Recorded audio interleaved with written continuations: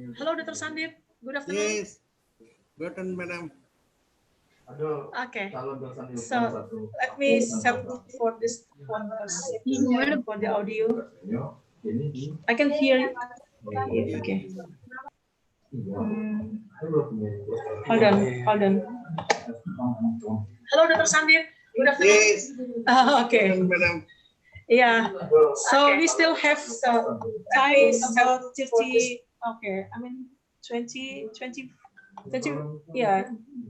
more minutes. To 3 p.m. Yes, 20 minutes. Yeah. Okay. So we are still waiting for some colleagues from University of Bengkulu. I think we still have waiting for Professor Alfansi and Professor Irfan Gustian and Dr. Asmi from Faculty of Medicine and Health Science. And I see here already how many? Yeah, some participants already join us. Okay, thank you for everyone to join this our event today. So because I can join by my own laptop here, so we just join for the one laptop here from this our information office, because we have also problem with internet connection in Churuk. The city here get problem for the internet connection. So I mean, yeah, you already make as co-host, Dr. Sandeep. So you can also arrange for all our guests today, because I cannot help. Maybe I cannot help you, but if I don't see everyone I don't know, you can also accept them. Yeah, I think. So how about the feedback? Should we provide the feedback from? Yes, I'll Uh, provide. yeah. So you will send the link later. Okay. Okay. Thank you. Yeah.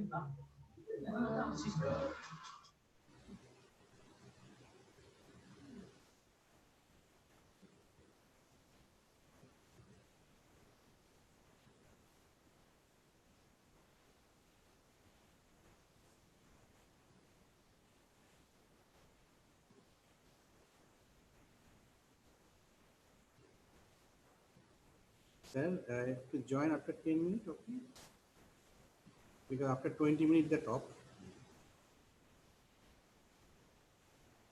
No, 4 p.m. inauguration. Yes, yes. Oh, okay.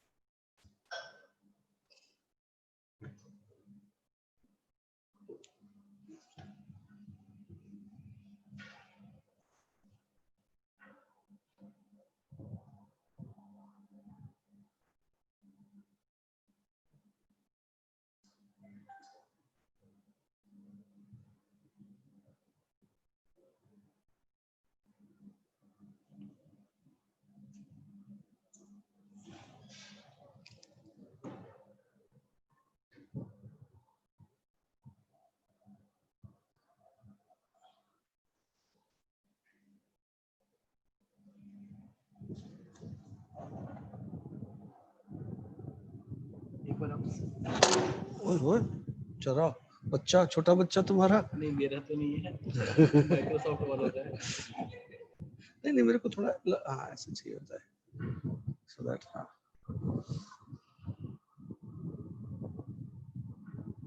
इसकी light जला दो चलो, ये नजर आता रहे। मैं तो बैकग्राउंड क्रिएट कर रहा था।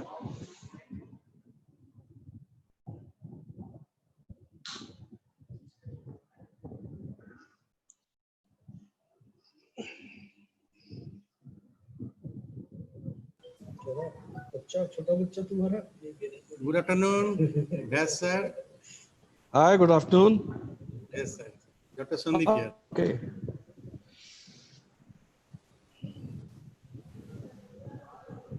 लाइट जला दो चलो, ये नजर आता रहे। मैं तो बैकग्राउंड क्रिएट कर रहा था।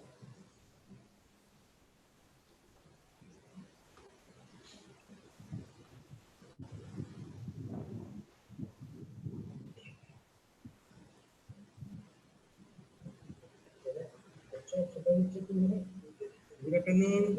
Yes, sir. Hi, good afternoon. Dr. Sandeep here.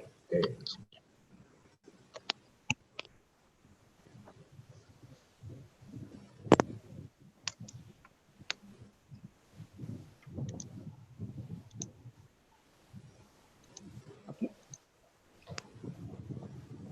अपनी faculty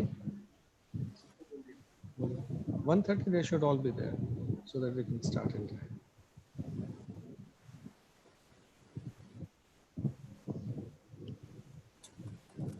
Pankaj is. Hi Pankaj. I don't know whether I'm audible or not. You are audible, very well audible, yeah.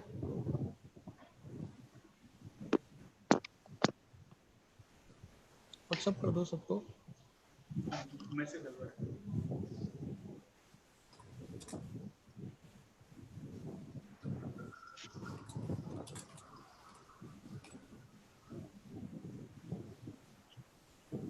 This is very quickly. I mean, very short notice. Yesterday only this notice came.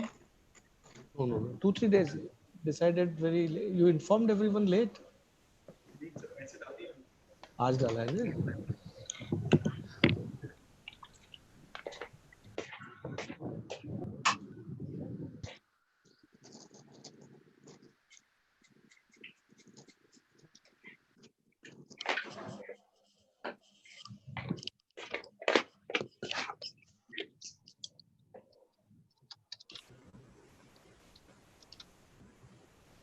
Hi, good afternoon to all of you.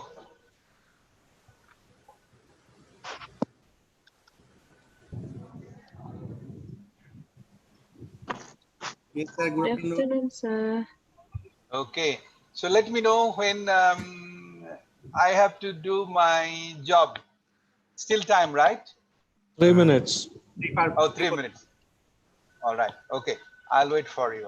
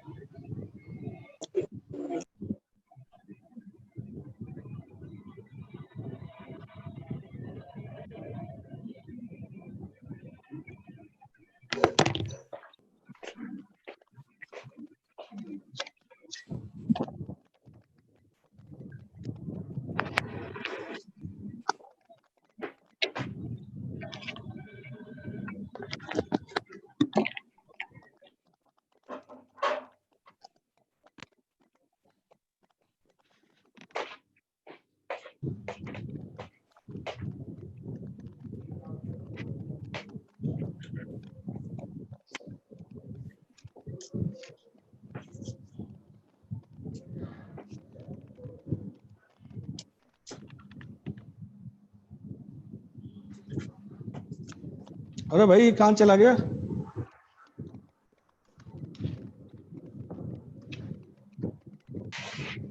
Good afternoon, Professor Lazar.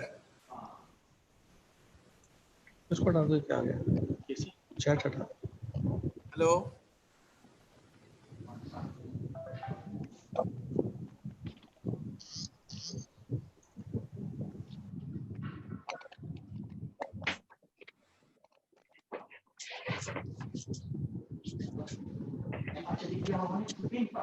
Hah?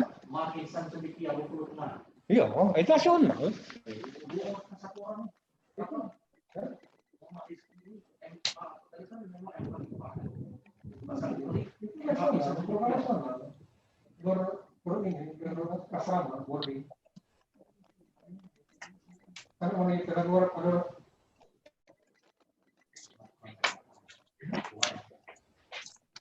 Berapa orang yang luar sini? Berapa orang dari lokal? Ada di sini satu dari empat lagi. Gitu, orang di lima keluar. Oke, dulu. Manfaat. Kota ya. Kita yang luar ya. Nah. Bang, dua. Berapa? Kalau kemarin 80% lebih. Excuse me, Dr. Sandeep. Yes, madam. So already joined with us this the Professor Rizal Alfansi, this Vice Rector, Vice President of University of Bengkulu. Professor Fansi, how are you? Selamat siang. I'm okay, thank you. Okay, thank you. So this is Dr. Sandeep, the organizer for this our lecture today. Okay, Dr. Sandeep, please just say something to Professor Fansi. Okay, go ahead. Yes, Professor. Hello. Hello, how are you, Dr. Sandeep? Yes, fine, Professor Alfasi. Sir, Madam Prof. Gusparni, with us, Professor Dr. Amia Bhomik, President of our Lincoln University College. Okay. And Good afternoon. Yeah, Professor. Assalamualaikum. Assalamualaikum, bro. Yeah, Waalaikumsalam. And Dr. R.S. Vyas from NGR Techno India, Jaipur, India, Director of Techno India and founder. Okay. Yeah, good afternoon. Welcome, Prof. Hello, this is R.S. Vyas, founder and director of Techno India NGR in the beautiful city of Udaipur in India. Okay, Hello, nice Mr. Vyas, how are you? Oh, Good. thank you. Corona time greetings. Yes. It's more like a Sanskrit greeting, you know. Sanskrit greeting. Yeah, we have been doing it for centuries, but the I whole world know. is It's based on Sanskrit culture, you know. yes, but the whole world is learning it now. Even I see. President Donald Trump I also see. says nowadays this way. So we learn much from ancient India, you know. Yes. So, sir, we can start now, madam. Yep. Yeah, I think I don't know. This still I mean this yeah, for the participant about 29. So we provide about hundreds maybe. Maybe we still I don't know. Should we wait for some participant to join first, or we just start? We start, madam, because YouTube also there. So, Okay, okay. Yeah, some participant maybe join on YouTube is okay, no problem. Okay, go ahead. Yes.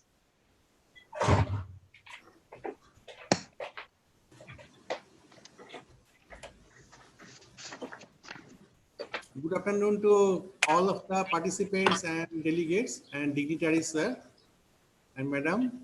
We are going to start today international webinar on lifelong learning series on healthcare challenges in new normal era.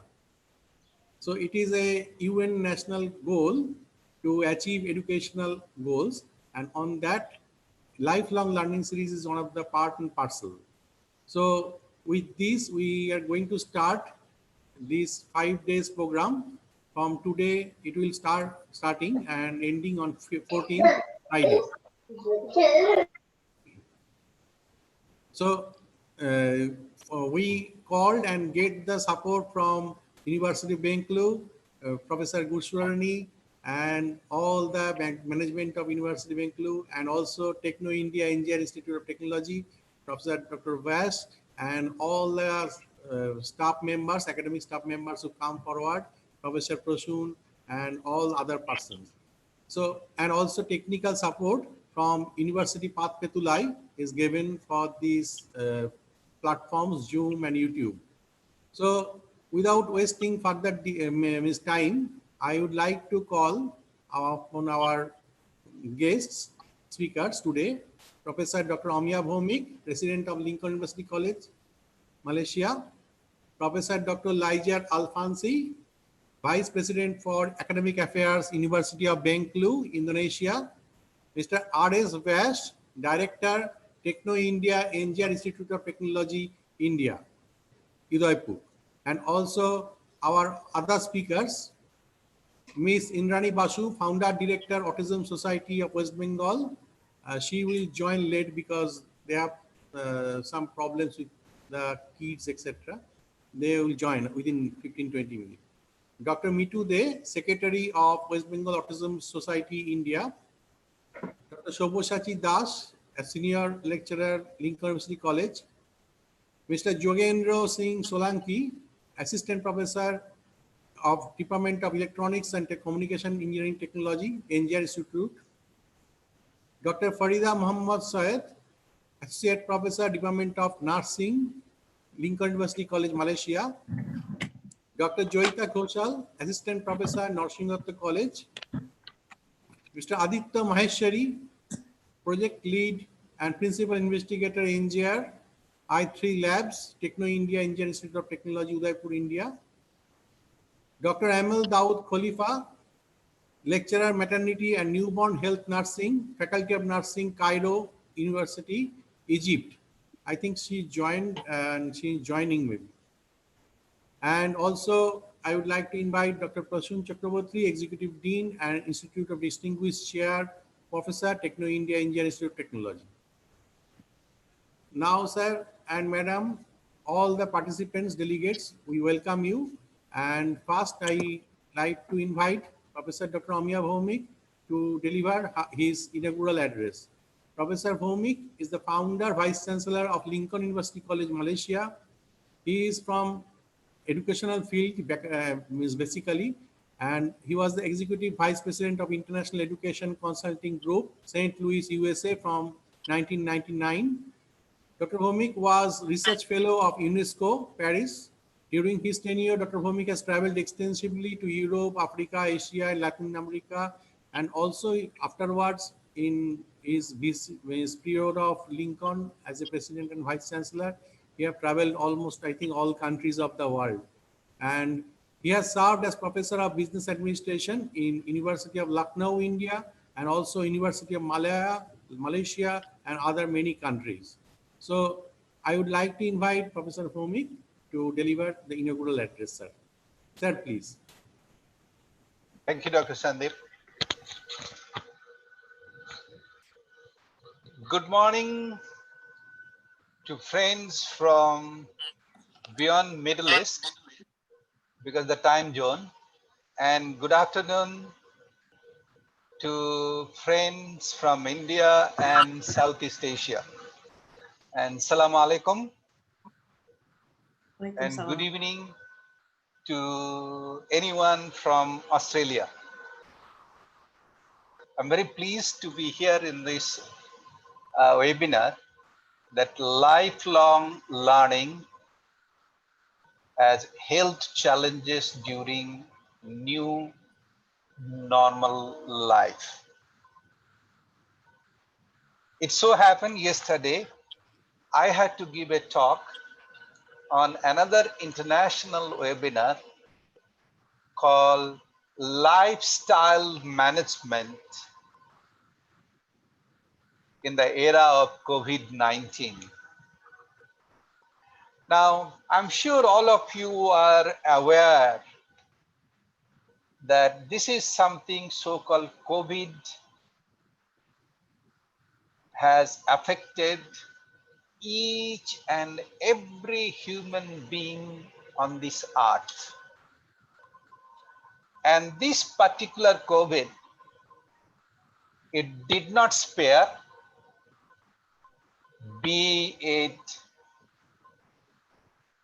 division of society in terms of developed, undeveloped. It did not spare in terms of skin color, be it white or non-white.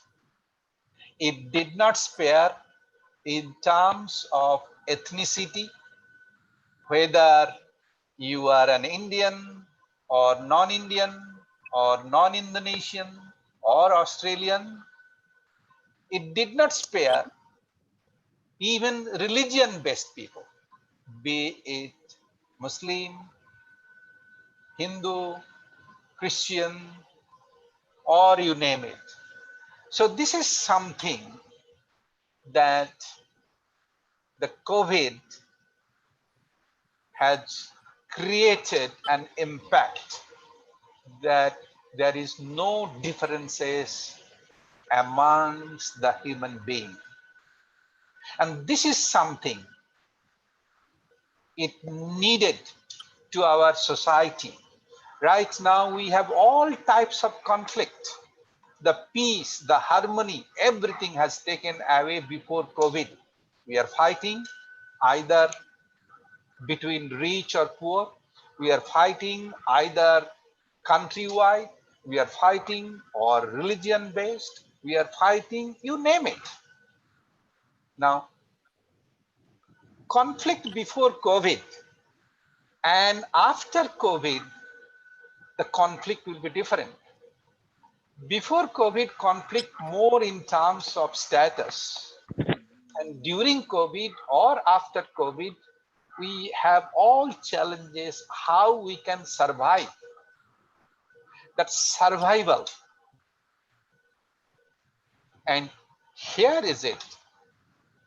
Here is my take. Here is my understanding of how do you handle this world pandemic health challenges in this era. And your title, lifelong learning. Now let me put it in a very perspective. Until mid 20th century, 1950s, we did not have that many big wars. Now, COVID, people will talk about whether it is proven or not that it is created by some specific country, but we don't have any proof. Neither we have any vaccine. So on what basis we can face these health challenges? Now you go back to 1920, when we had this infection, how did we handle this? We didn't have medicine. We did not have science. What we did practice, that what our parents, grandparents, our neighbors used to talk about, discipline our mind, train our mind, control our mind of all types of greediness. Today, we are having a webinar talking about big things. This COVID, who has created? It is we human being has created. Why we have created? Because we are greedy. Greedy on what? The materialistic assets.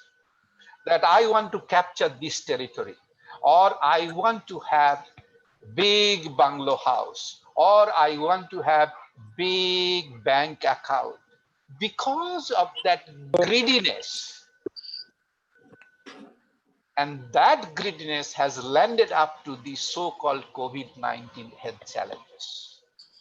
Now, if we learn from our ancestors, in every human society, our ancestors have kept on train us that look,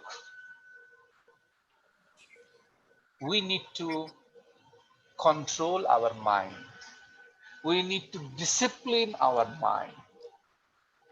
And in new normal era, the main health challenges is how do we discipline our mind? We used to run before COVID. If we control our mind, that look, we have to follow social distancing. We have to stay away. So that learning of that particular discipline of controlling our mind, if we can control that, I don't think that COVID will expand. The result you have in the US, President Trump is promoting no social distancing, you use mask and etc. You saw the result. That means he is not giving what our traditional ancestors people have taught us, lifelong learning, that control. But he is not allowing that. Why? Because of his greediness. And that's where I always say people that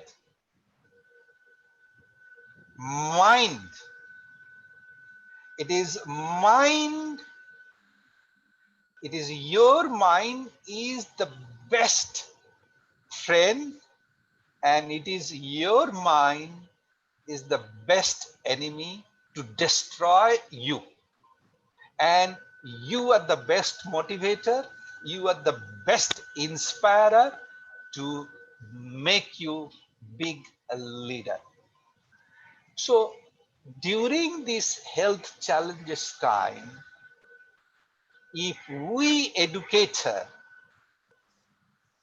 take the responsibility, tell the people that how do you discipline, how do you make your own mind to be an entrepreneur. So lifelong learning, throughout the life, we should make it entrepreneur. And entrepreneur does not mean making money. Entrepreneur, the true meaning of entrepreneur, that how do you accept, how do you hug unknown challenges? How do you overcome the unknown mountain challenges with your mind? That's the entrepreneurial training we need to inject to our children. You cannot be waiting for COVID virus and then you create the vaccine, the whole society is gone. So what we need to have the learning process, the vaccine of world pandemic should be taught, should be discovered from the day one a child is born. From the day one a child is going to the school. From the day one a student has gone to higher qualification. Every day need to have the entrepreneurial vaccine to be injected in the human society to control the mind, to discipline the mind, to train the mind that, hey, look, you are your best friend to conquer the world. The moment we create that mentality, we will not have any health challenges. We shall be able to come out of these health challenges. I would like to quote, I mean, those who are from India, you read Gita. Gita, you treat Gita as a religious book. I don't treat Gita as a religious book. You know what I treat Gita? The perfect example of entrepreneurial book. If you want to teach anybody entrepreneurs, please don't invite anyone. Try to understand the Gita meaning and implement that Gita meaning. And I would like to quote the chapter 6 of Sankhya Yoga, verses 36. It's a very good Sanskrit meaning. Chanchalam hi mana Krishna pramati balabadderam. So Arjuna is telling Krishna, look, very difficult to control my mind. The mind runs faster than the wine. How do I control? An entrepreneur is nothing but he or she destroys the human being because of mind. What a fantastic Sanskrit meaning is there. But we think, oh, this is a religious book. I read in the morning, put it in the fantastic place. That's not. Gita should be put it into action. So look at this, the mind, and this is what lifelong learning we should be having, and put this training into perspective. Then you will see we don't have any problem of health challenges. Look at, for example, I give you a simple example. I really don't have any kind of, with God's grace, any kind of disease of why. Morning, I have a practice of yoga every morning, no matter what, how busy I am. And yoga in Asian context, they will be thinking part of religion. But to me, yoga is not part of religion. Yoga, I look at, it is a scientific way to control my mind, to develop my mind. So yoga in Western society is not a religion. Yoga in Western society is a part of lifestyle, part of medicine, of controlling disease. So we need to train our mind during these health challenges, during this COVID time, during this new normal era. We need to practice more traditional aspects of cultural behavior. That's the best vaccine. Forget about which country is creating vaccine. Then it will come back to the poor people. They will not be able to pay, still the dying. But we educators, we policymakers, we the well-wisher, we should be giving the entrepreneurial vaccine from the day one to the child is born, so that when they grow, they don't have to face this world pandemic, because they are master of their own mind. To control their mind, to develop their mind, they don't have any problem at all. And lastly, friends, as we are all educators, it is our responsibility. The United Nations has got 17 sustainable development goals.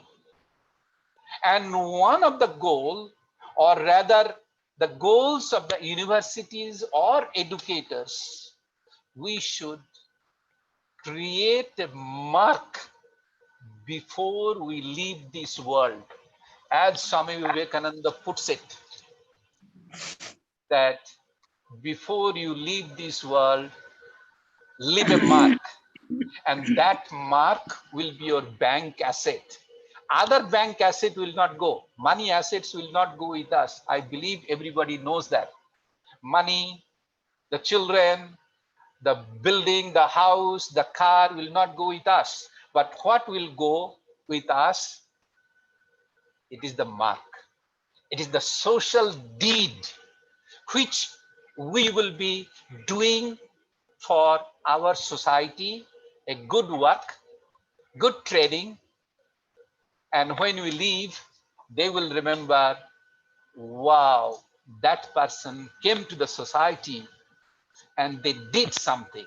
And that will be assets which you will be carrying if you believe in your next life. That is the biggest assets. All other bank assets, the Lincoln University founder will not go. Lincoln will not go with me. But what will go? Let's work together, have an impact to the society. They can do fantastic and they can remember us. Thank you very much. Appreciate. And sorry I have taken a longer time, but I hope this 5 days international webinar will be a fantastic one that we shall create an impact to the society. Thank you very much. God bless and salam alaikum to everyone. Thank you, sir, for your nice encouraging talk and your what we call encouragement to do this webinar. And so without wasting much time, I would now like to call upon Professor Dr. Liza Alfonsi, the Vice President for Academic Affairs, University of Bengkulu, Indonesia. Professor Liza received Bachelor of Economics in Management from Bengkulu University in 1988, and after obtaining MBA from University of Central Arkansas, USA in 1992, he obtained PhD in Marketing from University of Exeter, England in 2001. And he was stayed there. After that, he returned in Indonesia in 2002, and he has served as external examiner of our Doctor of Business Administration of University Newcastle, Australia, visiting fellow, University of Latrobe, Bendigo, Australia, external examiner of Doctor of Economics program in Diponegoro University. He won the Best Academic Working Paper Award at the Academy of Marketing Conference in 1998, Sheffield, UK. Honored an award for achievement in management by USAID Indonesia in 1994. Achieved the Dikti Award as the author of an international journal article in 2009, and ranked among the 3 exemplary lecturers of Bengkulu University in 2005. So, and many other awards, he have many publications also in his credit. So without wasting much time, sir, the stage is yours. Professor Dr. Liza Alfonsi. Welcome, sir. Good evening, good afternoon, everybody. It is 4 o'clock in Indonesia. Mr. Sandeep Poddar, thank you very much for asking our university to be part of this international webinar lifelong learning series. I think this is very important for our lecturer and our student. For your information, we have about 22,000 students in our university. with 8 faculties and 74 study program. I was asked by our colleague, Ms. Igus, to join this program. I think this program is very good, especially if we want to broaden our student, because we have School of Medicine in our university. We have also pharmacy, and we have nursery and midwifery. And our student is about almost 1,000 students majoring in medical school and health-related study program. So I think this kind of program is very important for us. And thank you very much. I would also like to say thank you to the president of Lincoln University College Malaysia, Professor Amia Baumik, and also Mr. R.S. Pias, Director of Teno India NGR Institute of Technology. And also I would like to say thank you to all speakers, Ms. Indrani Basu, and also Dr. Mitu, as a speaker for this afternoon session. And I think I would like to encourage our students and also our lecturer to join this program from now on, and also to follow the next meeting. So I think this kind of meeting is very important for our university. So thank you very much for inviting us to join this meeting. But before I leave this occasion to the Mr. Sandeep, I would like to send some messages from the Dean of School of Medicine at our university, who would like to, some kind of building collaboration between Lincoln University and our university, especially in medical school of medicine, especially in publication and joint research.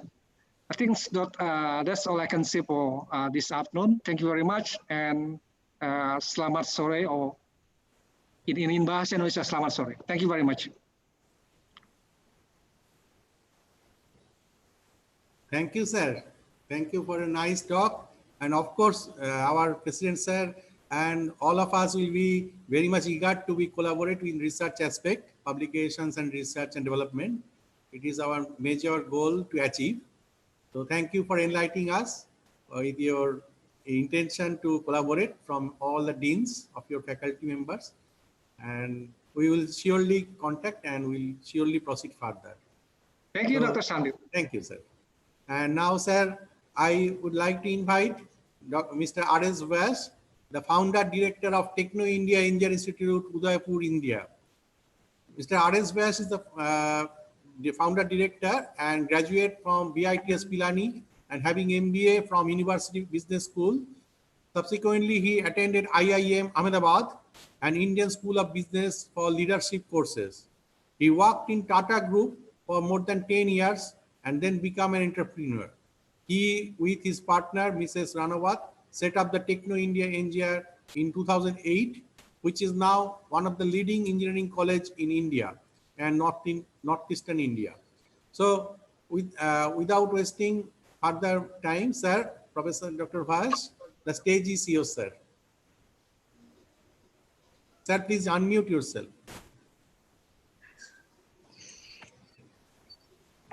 Am I audible?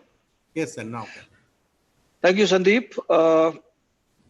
Welcome from Techno India NGR Institute of Technology, which is situated in one of the most beautiful town in the world. And this little paradise is called Udaipur. Udaipur is located about 700 kilometers from Delhi, and the same distance, 700 kilometers from the business capital of India, Mumbai. It's beautiful with its 7 lakes.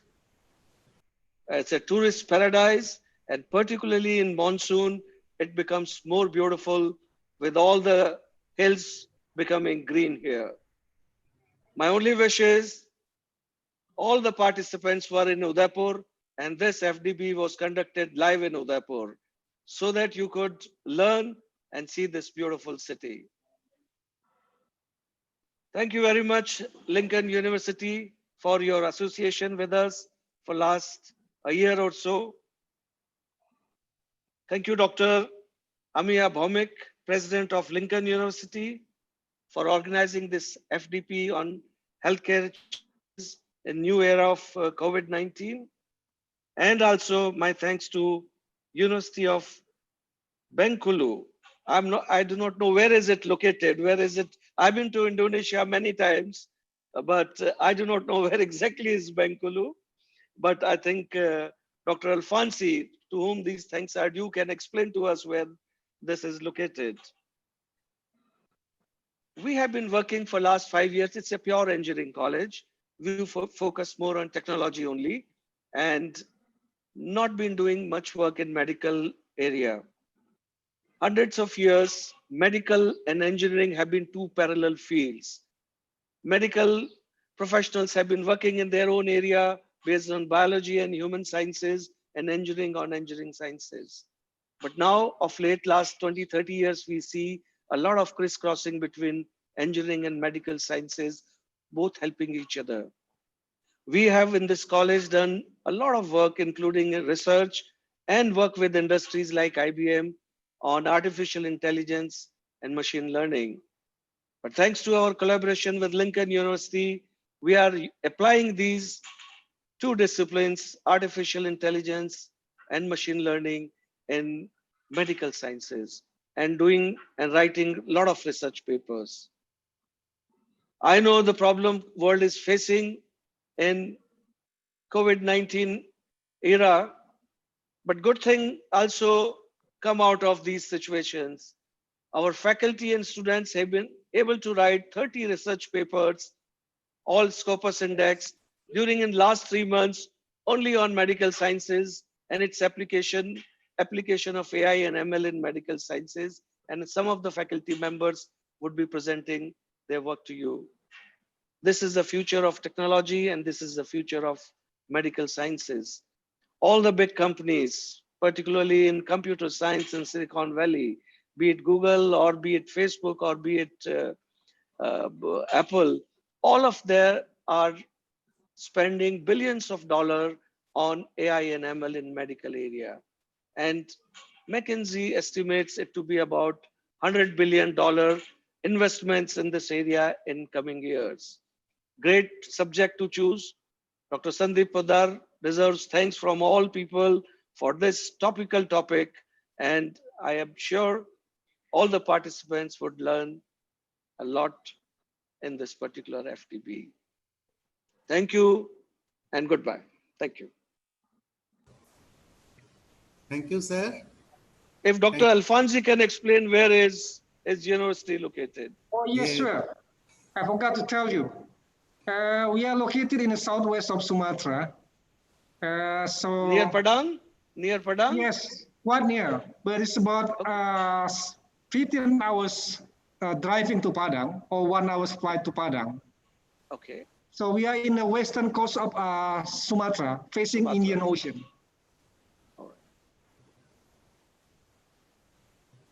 Okay, sir. And now I would also like to invite Dr. Guswarani, madam. She is one of the instrumental person to arrange this seminar with me. Even yesterday night also we are fighting, means to get this done. And today also she has broken the phone. So I was a little bit puzzled that we cannot get connected. So it is, and she ran to the shop and buy a new phone. Then we can again get connected. I cannot get by phone also, no WhatsApp. So it is major disruption there in the communication gap. So after all, we have again on stage. So madam, you want to thank our 3 great speakers and to encourage us to and give us the permission to proceed this event.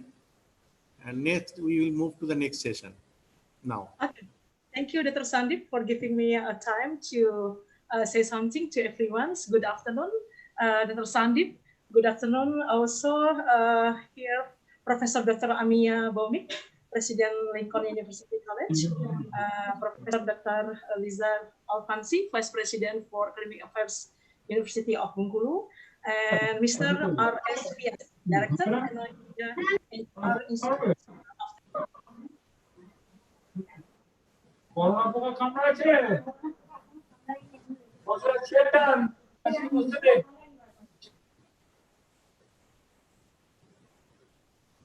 Madam cannot hear. Madam, unmute.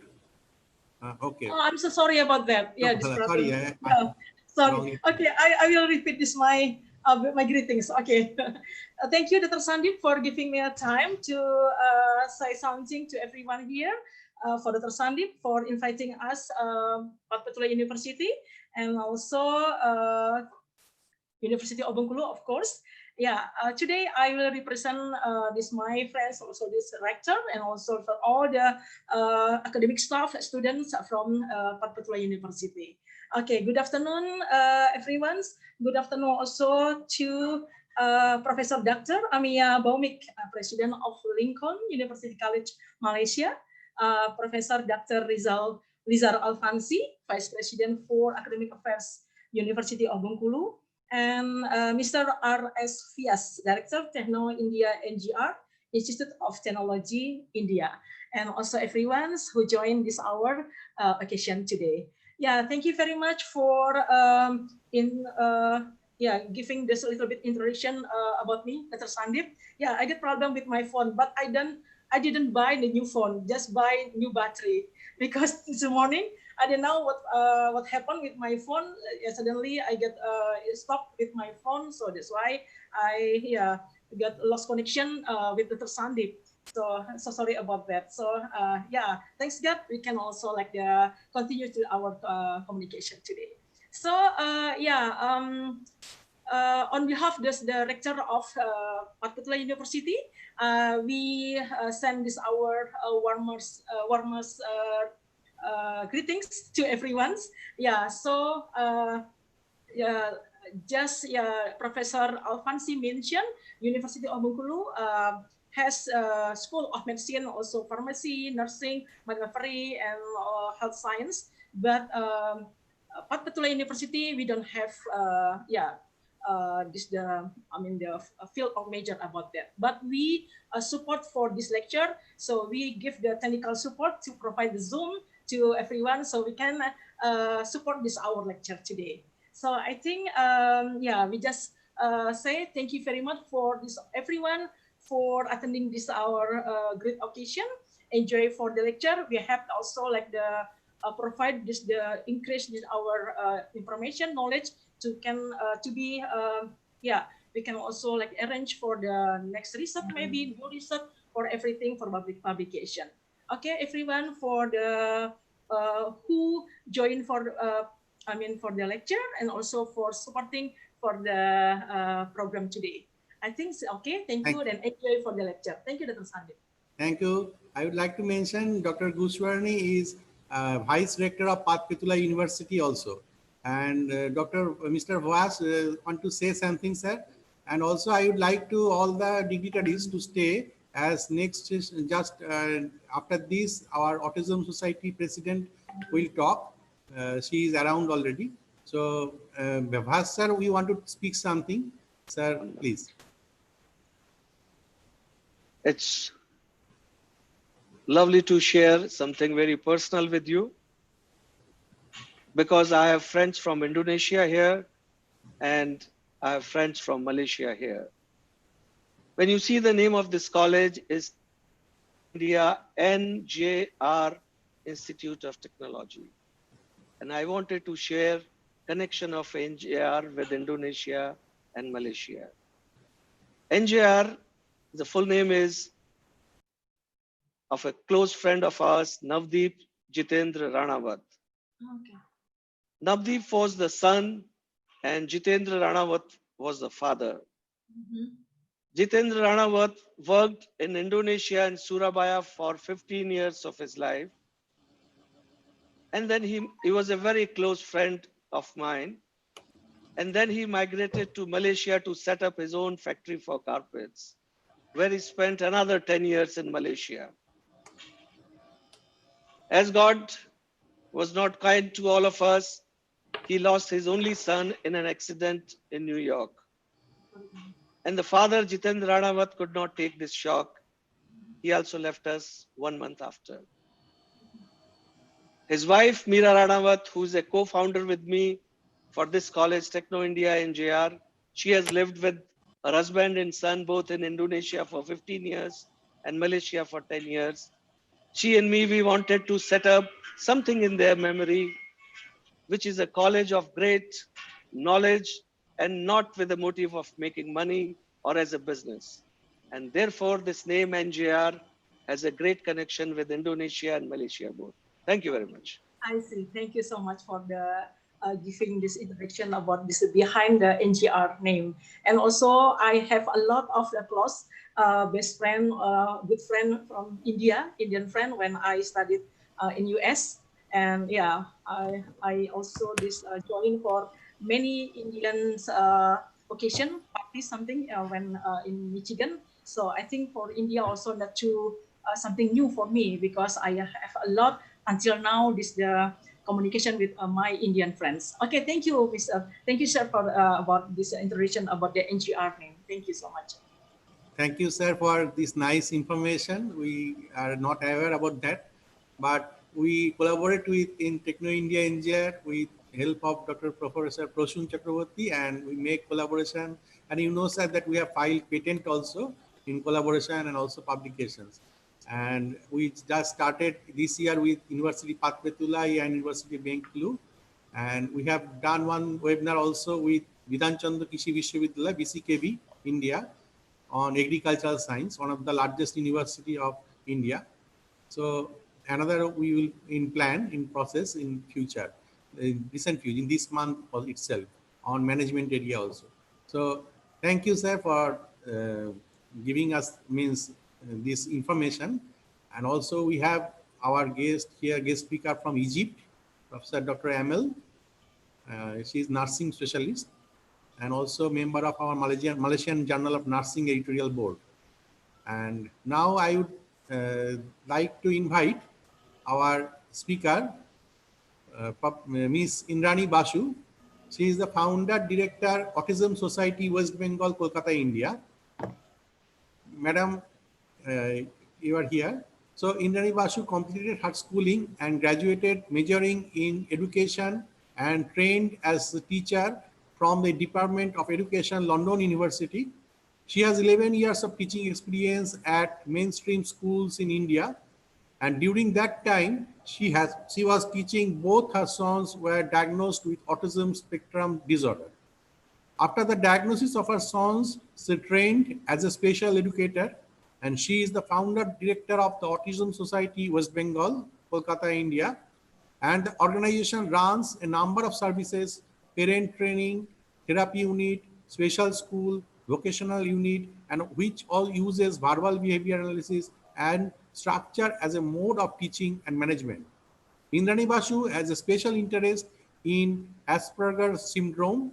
Ms. Basu's eldest son Amitabh has Asperger's syndrome, and Ms. Basu conducts workshops at mainstream schools, creating awareness and understanding of inclusive education for children with ASD. And Diction has a special unit that provides support and remedial teaching to students with autism and attending mainstream schools. She is a resource person for a number of organizations, including Action for Autism, New Delhi, Indian Institute of Cerebral Palsy, Kolkata, Autistic Children's Welfare Foundation, Chittagong, Bangladesh, and she has co-authored a number of papers and books on special education. Indrani Basu is one of the 2009 award winners for creativity and innovation in special education from Hot Spring, Kansas, USA. So, Madam, will speak on myths about autism. Madam Indrani Basu, please. Thank you so much. I'd like to thank Lincoln University College, University of Bengkulu, Techno India, NGR, Institute of Technology India, and Pat Petulai University for inviting me, because it's a great opportunity. We do not get a chance to talk about autism to people like you. which I think is more important than constantly talking to the special education community. So with further ado, I will hopefully get the technology right and can share my PPT. Okay. Okay. I need to share my screen. So it has been disabled. Can I show my Okay, PPT? madam. Try now. Okay, thank you.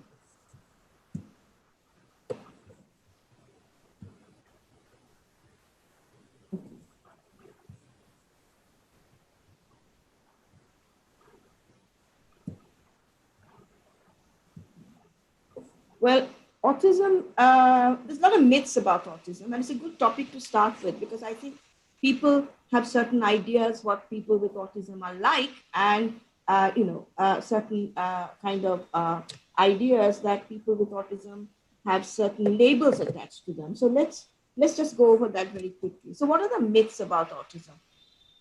They cannot form relationship. This is not true. They have no emotions. Again, not true. They all have exceptional skills, because we think of the films like The Rain Man, where the protagonist had this exceptional skill in calculation. And that is not true. And then there's been these Indian movies called My Name is Khan. I don't know if people in Malaysia have seen it, but in India it was very popular. So there are all these movies and stories about people with exceptional skills. They are all geniuses. So people talk about the great scientists having autism. Individuals with autism are intellectually impaired and not smart. So that's the other label that's put on people with autism, that they have mental retardation or intellectual impairment, and basically they are not very smart. Autism is caused by parenting style. Right? Earlier, especially, this was true that people with, it was always blamed on the parents, especially the mother, saying that she is the cause of the autism. They cannot communicate. That's another thing that is also said about people with autism. And individuals with autism are aggressive. That's a common label attached to people with autism. That if you have, if they think of aggressive behavior, and they think it must be autism. But the fact is, people with autism are fellow citizens, and that's what we need to think about. They are fellow citizens like us. They can have exceptional skills, like people here. Many of you have exceptional skills in certain areas. Many of you are average in certain areas, and many of you are maybe lagging behind compared to other people in certain areas. Not all of us are exceptional. Not all of us are brilliant. Not all of us are slow. Not all of us can't do something. We all vary. Individual autism deserve the support and accommodation we want at different stages of our lives. We've also expected and got support. As children, we got support. As teenagers, we got support. As adults, even now, we get support. As we go through our lives, in our old age, we will expect support.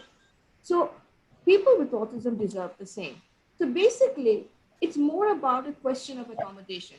Instead of attaching labels and say, well, he can't do this, he can't do that, therefore he's less than us or she's less than us. Let's think about accommodation, because that's what underlies inclusion. We make accommodation for differences in people around us. It all depends on the relationships that we have. There are areas that we compromise, and there are areas that we expect the other person to compromise on. And there are areas we know the other person can't compromise on. Let's say a person from Sweden arrives at your home. How will you accommodate that person? You will think, well, if he's coming to my house in India, I'll think, well, India is very hot now, so maybe I'll need to have the AC on more often. I'll think about my food. He may not be able to eat the kind of spicy food that we eat. We eat a lot of fish in Bengal, but I think people in Sweden also enjoy fish. So I may keep fish on the menu. I may have to rearrange the house so that it's more so easy for him. I may have to think about the way I talk to him. If he is not very good in English, then I have to speak a little slowly and be a little clear. I know he won't understand Bengali, and I don't speak Swedish. So we'll have to find a way of communicating. So what will we do? We will make accommodation for each other. Now, let's say we have a relative who is 80 years old and visits us. A relative who's 80 years old, I know will have mobility issues, may have issues with health and dietary issues. So I will make accommodation for that person too.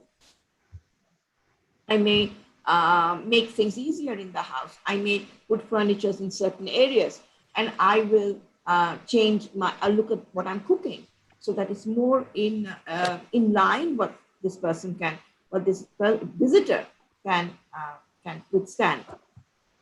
What about accommodating a person who's a vegetarian and with a dairy allergy? That would be like, I can't give them anything, milk products.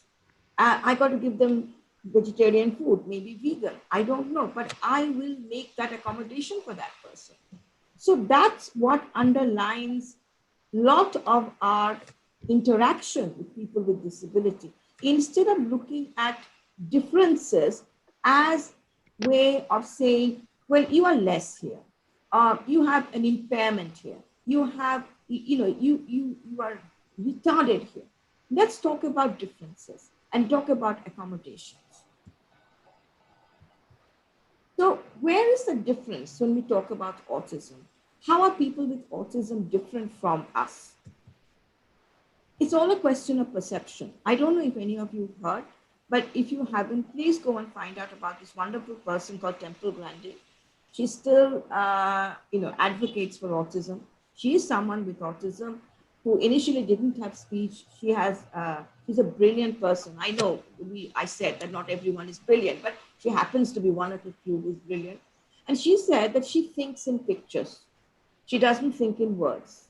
She thinks in pictures, and that has allowed her to be this great scientist. And she developed various machinery to do with animal husbandry. And she's also has a PhD in psychology. This is Temple Grandin, who says that it's Temple Grandin. So she says that she solves problems if she thinks in pictures. She cannot troubleshoot if she thinks in words. So this is a wonderful person that by just learning about her, one can learn a lot about autism. Then there's somebody called Gunela Gerland. She said that she can only take one information at a time. And a lot of people with autism say that. But I can't take multiple information. If 2-3 people are talking to me, I have difficulty. I can listen to you and I can understand you. But listen to you, look at you, and understand your nonverbal communication and your verbal communication, and look at the room around and get information from there may be difficult for me. This is Donna Williams. She said she found that she has this difficulty, that she had difficulty in processing information, that it took time. So if you give her one information and immediately you give another information, then it comes another information. It's like a jam. It's like a traffic jam. It's like, one train, then another train coming on, and they're all getting jammed.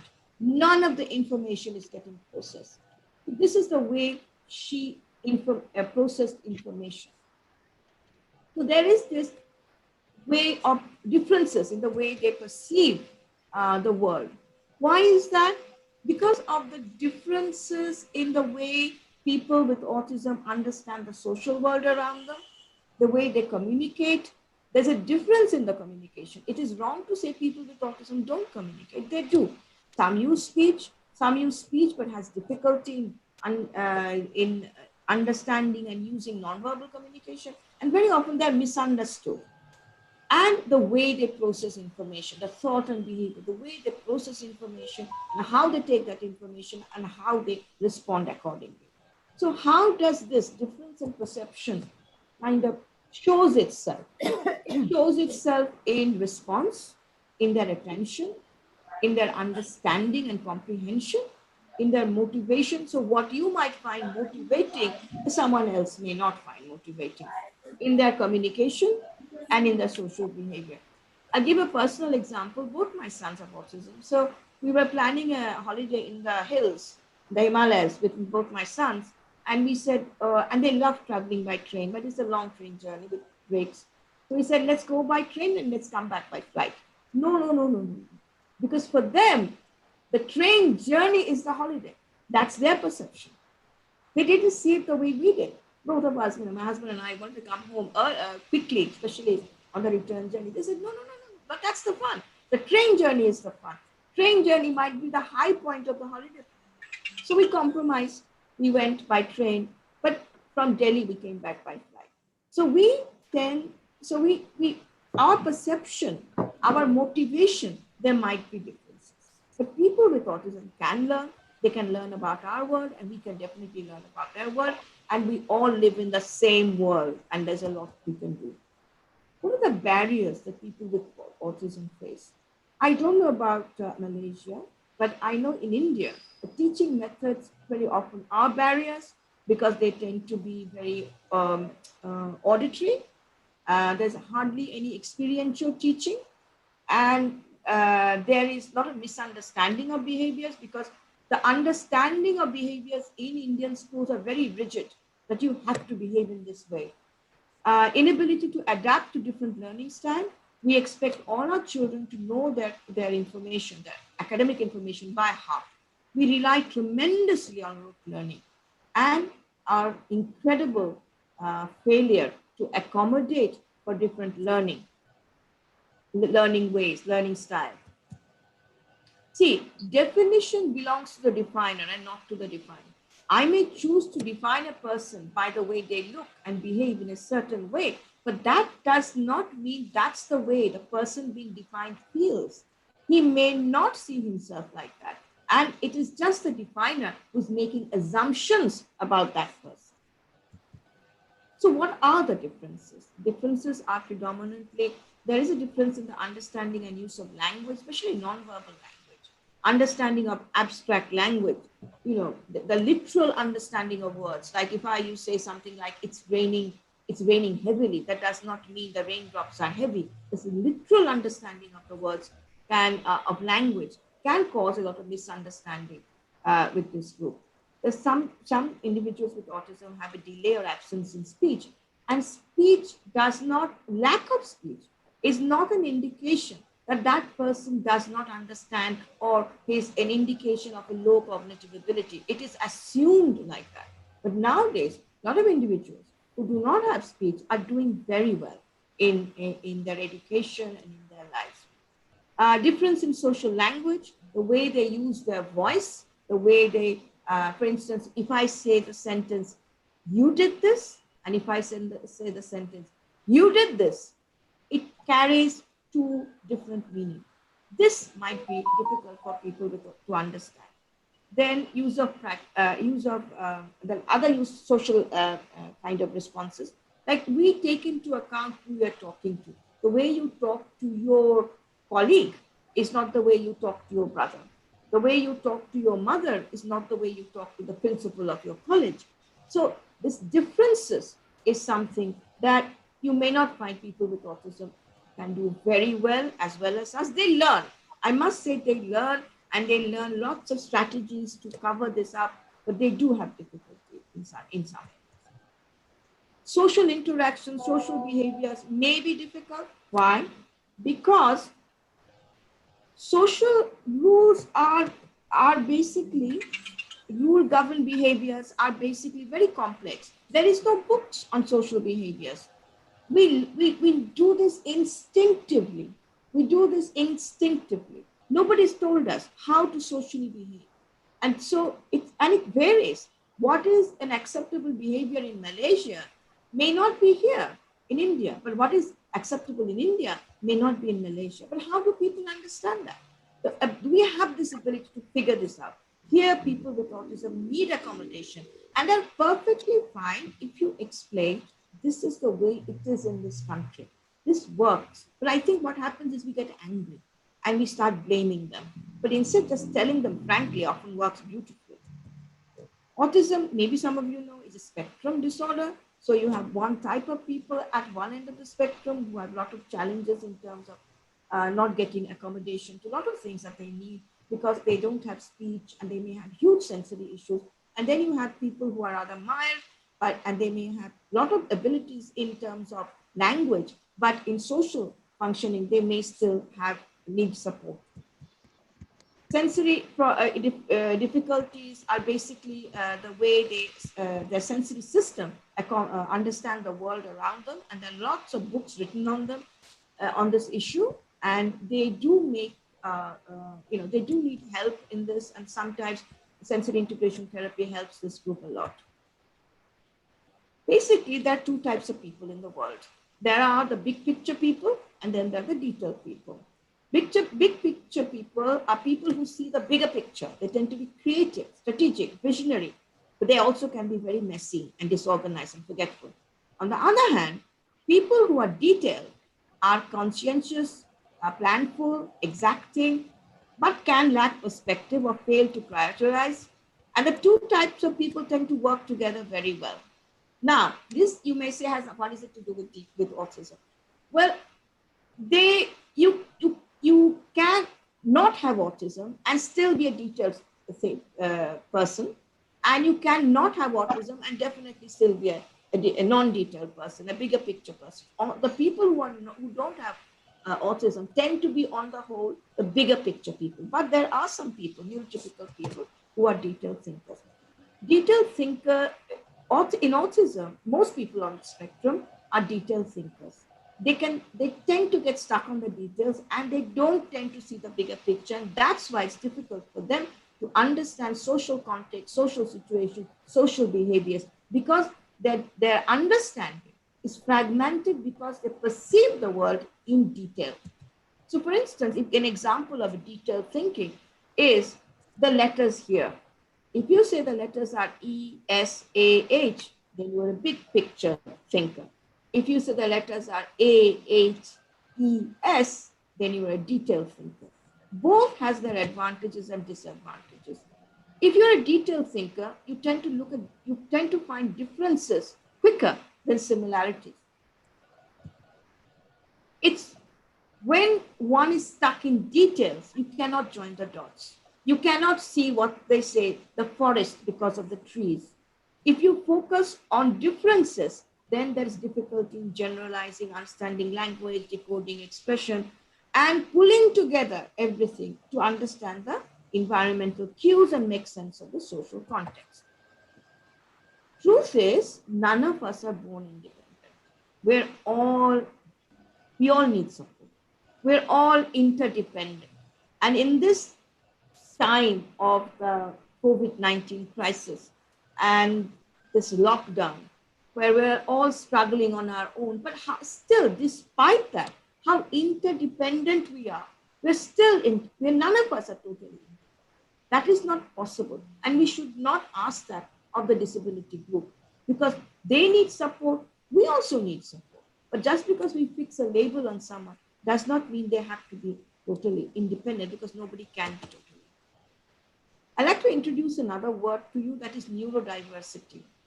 Neurodiversity is like a disability rights movement, but now it was initially started by people on the spectrum, autism spectrum, but now it's been taken on by other groups also. They're saying that the human population is neurologically diverse. Like we have different cultures, but neurologically we are diverse. And that's what is leading to the rise and development of the human race. For instance, if we say that, for instance, last year in June, if somebody told you that, I have a friend who washes her hands or his hands every 20 minutes singing happy birthday and always keeps 6 feet away from other people and is always isolating herself, then you would have said there's something wrong. But now we're all doing it, and it has now become normal. So if you look at a difference and you label it as being wrong, as being something less, then you're missing out on the truth, which is that the human population is diverse, and all of it has something to contribute in its development. What I think helps is to think of the differences as a difference in culture. Instead of thinking, oh, that person has autism, or that person has Down syndrome, or that person has intellectual impairment, or that person has visual impairment. If we think of it as in culture. One of the things that working in autism, I found that people with autism, their certain, the way they are is so similar. I'm sure a person with autism in Malaysia is very similar to a person here in Calcutta, in Bengal. A person in the US with autism is very similar to a person in China. So there is this culture in the autism group. Same with the hearing impairment. They also say that we have a culture. So let's not use the label to put anyone down, but think of it as a cultural difference and maybe make accommodation.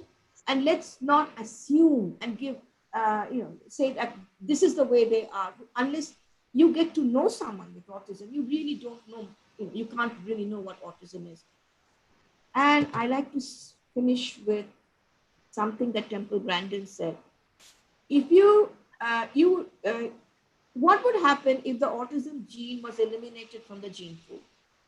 She said you would have a bunch of people standing around in a cave, chatting and socializing and not getting anything done. Because she believes that the advancement in the human race is more to do with the neurodiversity than just having social skills. Because if we only had social skills, we would still be standing around and socializing and nothing much would get done. So neurodiversity, as per the people on autism spectrum say, it will make us smarter, make us better. If you a very good example of this young lady, I think from Sweden, who talked about saving the planet. I've totally forgotten her name, but she talked about saving the planet, and this very young girl, 16 years old. And this is what diversity, neurodiversity is all about. Instead of getting stuck on myths and labels, let's look at the differences, let's make accommodation for each other, and let's learn from each other. Let's find ways to give each other space so that we can all advance. Thank you very much. Thank you for this wonderful opportunity. Thank you, madam, for your nice talk. Here is some questions in our chat box also. But first, I would like to ask a simple question that if suppose a child is autistic, or if myself is autistic, how I can be detected that I am autistic or not? Means if it is minor, means there is a mild symptom, or if it is minor, then how we can detect it? Yeah, there are no kind of medical tests or anything like that. It is done through observation and interviewing the parents if it's a child.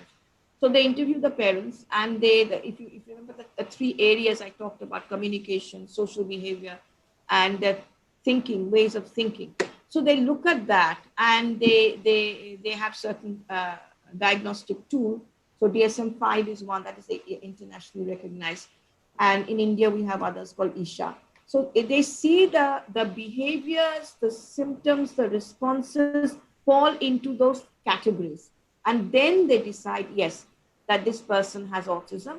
Now, the degree of autism, you also need to have a tool. But the degree of autism doesn't matter, because what you need is a kind of an access to education and training based on developing communication, relationship, and understand that this person, because of that condition, may have a lot of anxiety. So we'll need support, the kind of support that will help them. So there are definite diagnostic tools which looks at a behavior. If a person is an adult, then very often the person will be interviewed. But if the person has difficulty in answering, then they might get a family member in who might help them to interview. But what is important, that the support and the access to the kind of support is what the person needs. Because still now, people with autism are not given any kind of communication in terms of, there's lots of things in technology that can help people with autism to communicate who do not have speech. But still, they're not given that access, because I think parents and sometimes educators feel that they must talk. And years go by and the person grows into an adult. And unless you have communication, you don't have development in education. It's not the lack of speech that stops the development. It's the lack of access to the communication that stops the development.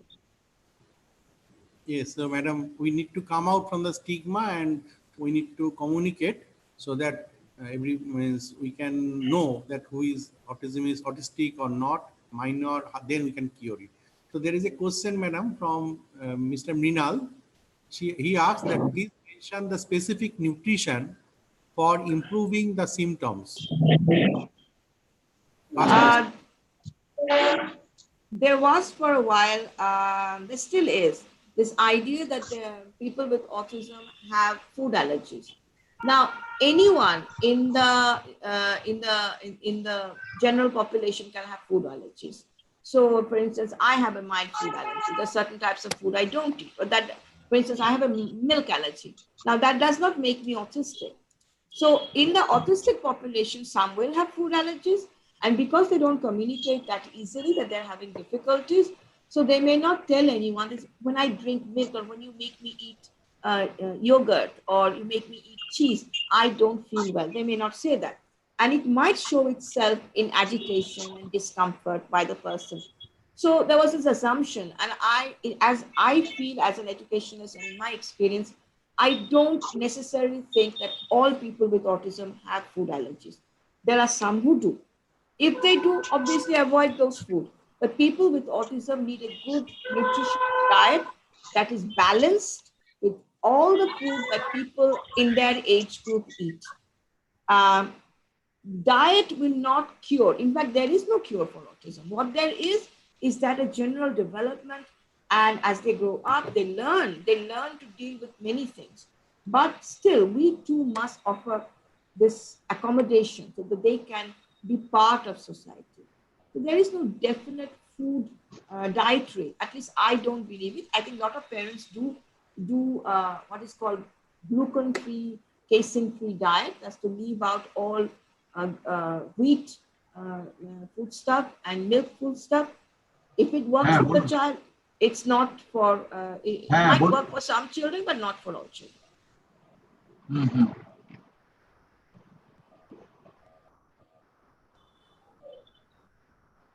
There is another question, madam. Is there any role of epigenetics in the treatment?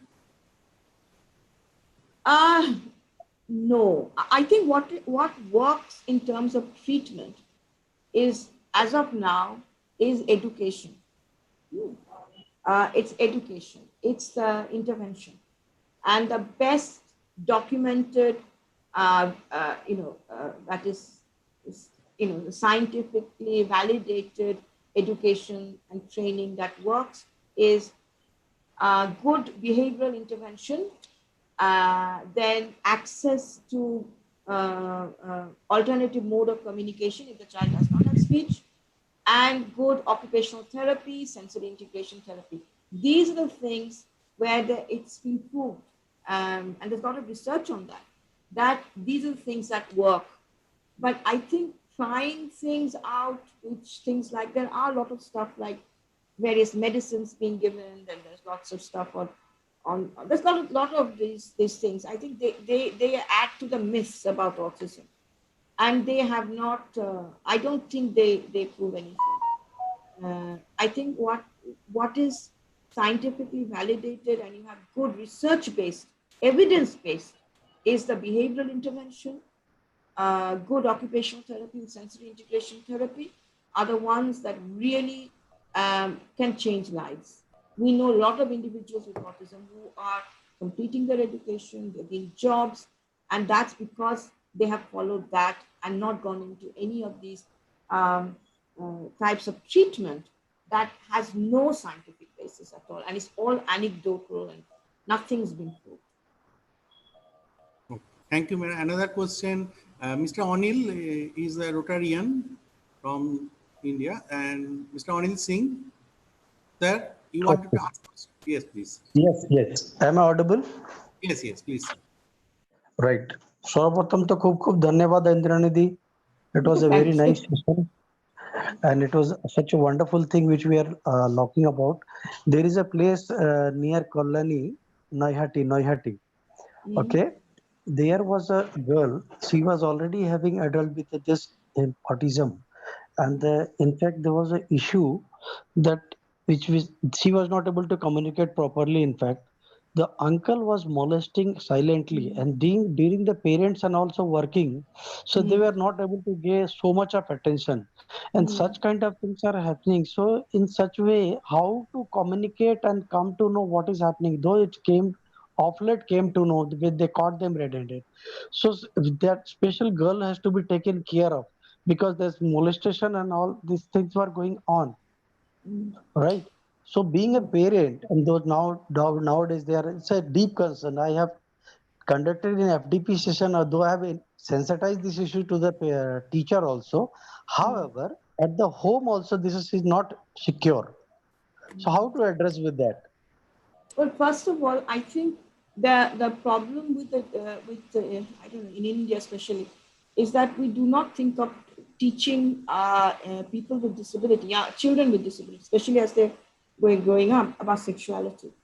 That is understanding their own body. What are the boundaries? What are the areas that what are the areas? What are the private areas of their bodies that other people can and can't touch? Who are the people they can touch them? And how do they say no? And how do they? It might be through pictures, it might be through gestures, but they can be taught. They can be taught to communicate to someone that I need help. I've seen the severest of girls and of girls and boys who can communicate at least through pictures and gestures. But that is one. So that should be done. Two, in this case, something should be done about the uncle. He should go to jail. I'm sorry, she should just go to jail. And with the new laws now, if she can indicate that she has been touched in certain parts of the body, he's the one who should be put away, not the girl. Not the girl. She should stay in her home. She should have the safety of her home and her parents. It's the girl, it's the uncle that needs to be put away. I don't see why the girl needs to go to a home or needs to be kind of separated or isolated from society because of the behavior of a certain person who should know better. So I think you need to look at it that way. I don't think the molester should have the joy of living in society. He's the one who should be isolated. But definitely these things need to be talked about, need to be brought out in the open. There should be more discussion about sexuality, about molestation and the safety of people with disability, because they're so vulnerable, girls and boys, men and women, and how to make them, how to help them to understand their sexuality and how they can be sexually safe. And just because they have a disability, we assume that we can't teach them that, but they can be taught that. And definitely parents should be very aware of where they're leaving their child and who they're leaving them with. So I think it's the uncle who should be dealt with. Thank you, Deep. Thank you, Indranidhi. Thank you, Mr. Anil Sahib. And now next question is Ms. Sonali Sinha Roy. She is the Global Goodwill Ambassador from Turkey. Madam Sonali, want to ask one question? Madam, can unmute and ask? Yeah, thank you for inviting me for this webinar. And particularly, as you know, I'm a lifelong learner. I'm learning even though it's a different field. But I'm also in the teaching field. So thank you, Indrani ji, for giving an insight on this. I have a question, because you said that for autism, two things, like there should be a good mode of intervention and communication. Now, this is a remote learning period. Now we know that it's going to carry on for at least 6 or 1 year. Still not certain how long it will be. So during this time, how can a parent as well as a teacher communicate with an autistic child? Well, this period has been a boom for some of us. I'll tell you why. Because we were running in-person classes. So the children came to the center and they were given classes. What happened is, because we are now doing online classes, we had to think and become very innovative about it. So one of the things we started was in these online classes to use whatever technologies use things like PPTs to teach, use simple technology, nothing complicated, whatever is available. And the other thing we started doing was to use, to really work on communication using the laptop, the mobile, so using pictures. So, and it was good because I think what used to happen other times is because the parents were always busy. The parents are out, they're working, or they're busy in the house, and the child was sent off to school, and yeah, okay, we'll do it. It never got round, nobody got around to do it. But since then, we've been using pictures to communicate. We've been using simple symbols, which means yes, no, symbols, which means I want this and I want that. So for a lot of, and we did this with the kids who had no speech and who had the most challenges in their communication. They are not talking, but they are, most of them are able to use the pictures to say what they want. It just is basically pointing to a picture and say, I want this. And pointing at the word yes and saying yes to this and no to that. And that is so empowering for that person who could not say anything or could not communicate anything. So actually this situation has helped a lot of our kids to develop these basic communication. And the next stage, because they can now differentiate and say this is this and I want this and I don't want that, we are now moving on to literacy. We will now move on to reading, which will then enable them to communicate even more. Yes, they're not going to talk. And we should not think of communication as being just speech. You can communicate, but you don't have to talk. That is, and most of the communication we do by not talking. And that's why, you know, when we do these Zoom things or we're doing online, sometimes it's difficult to read the social cues, and it can be a little difficult to understand, you know, am I being totally understood? So so you know, we feel that.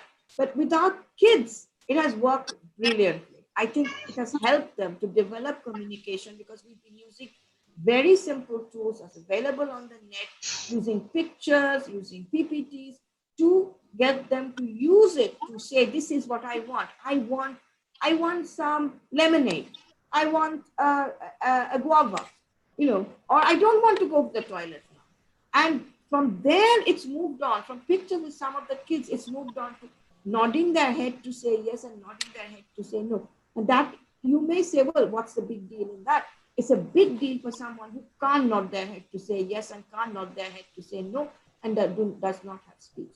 So I think this period, and the fact that technology is at our fingertips, the fact that the parents are also at home, has enabled a lot of our kids to be really empowered with some form of communication. Thank you, Indraniji. It was nice. Thank you. And another Mr. Minal want to keep contact later on with Ms. Indranidhi. So thank you, madam, for giving your time and maintaining these conditions in your house and also in the office. So thank you, madam, again, and for joining. Thank you so much. Thanks. And now I would like to invite Dr. Mitu De for our next speaker. Mitu De will speak on how to support individuals with autism in higher education. Mitu De is Associate Professor of Department of Botany, Gurudas College, and also Honorary Secretary, Autism Society, West Bengal, Kolkata, India. And as I told, she is the Associate Professor. She is mother of 14-year-old boy with autism spectrum disorder. And after her son diagnosed, she started learning and empowering herself about autism so that she could understand the walk along her son in his journey of life. She has participated in several workshops and training programs to get updated. Along with her research work in traditional rice and mango varieties, she has started some preliminary research in the field of understanding different aspects of autism. It was resulted in some publications and book chapters, and she has co-edited a book entitled Understanding Autism Through the Lens of Parents and Professionals, published by the Asiatic Society, India. And presently she is the Honorary Secretary, West Bengal chapter of Autism Society West Bengal, and she has been invited as resource person for workshops and training courses in India and Bangladesh. She is a graduate of the first batch of social role Valorization Certificate Course on Valued Lives by Keystone Institute USA. And in this lockdown, I just want to mention also, in this lockdown period, she, along with other members of Autism Society, is doing some online programs for their autistic childs, and they are getting success rates also. And without wasting much time, Madam, the floor is yours. Madam, I must mention that I have to leave for just after within 10 minutes. So you please continue, and any question answer, please reply. Thank you, Madam. The stage is yours, Madam. You please unmute, Madam, yourself.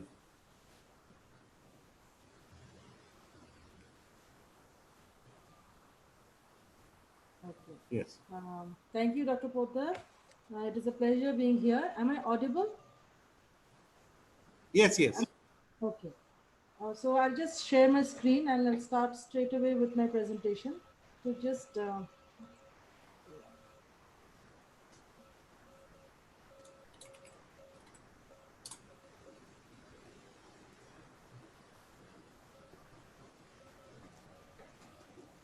Yes, you can share, Madam.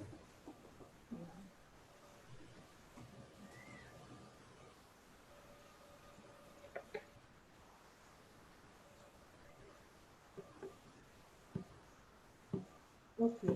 Is it visible? Not yet come, Madam.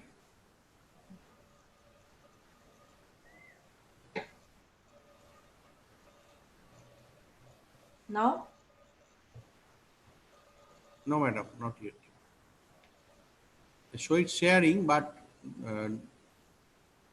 not yet started.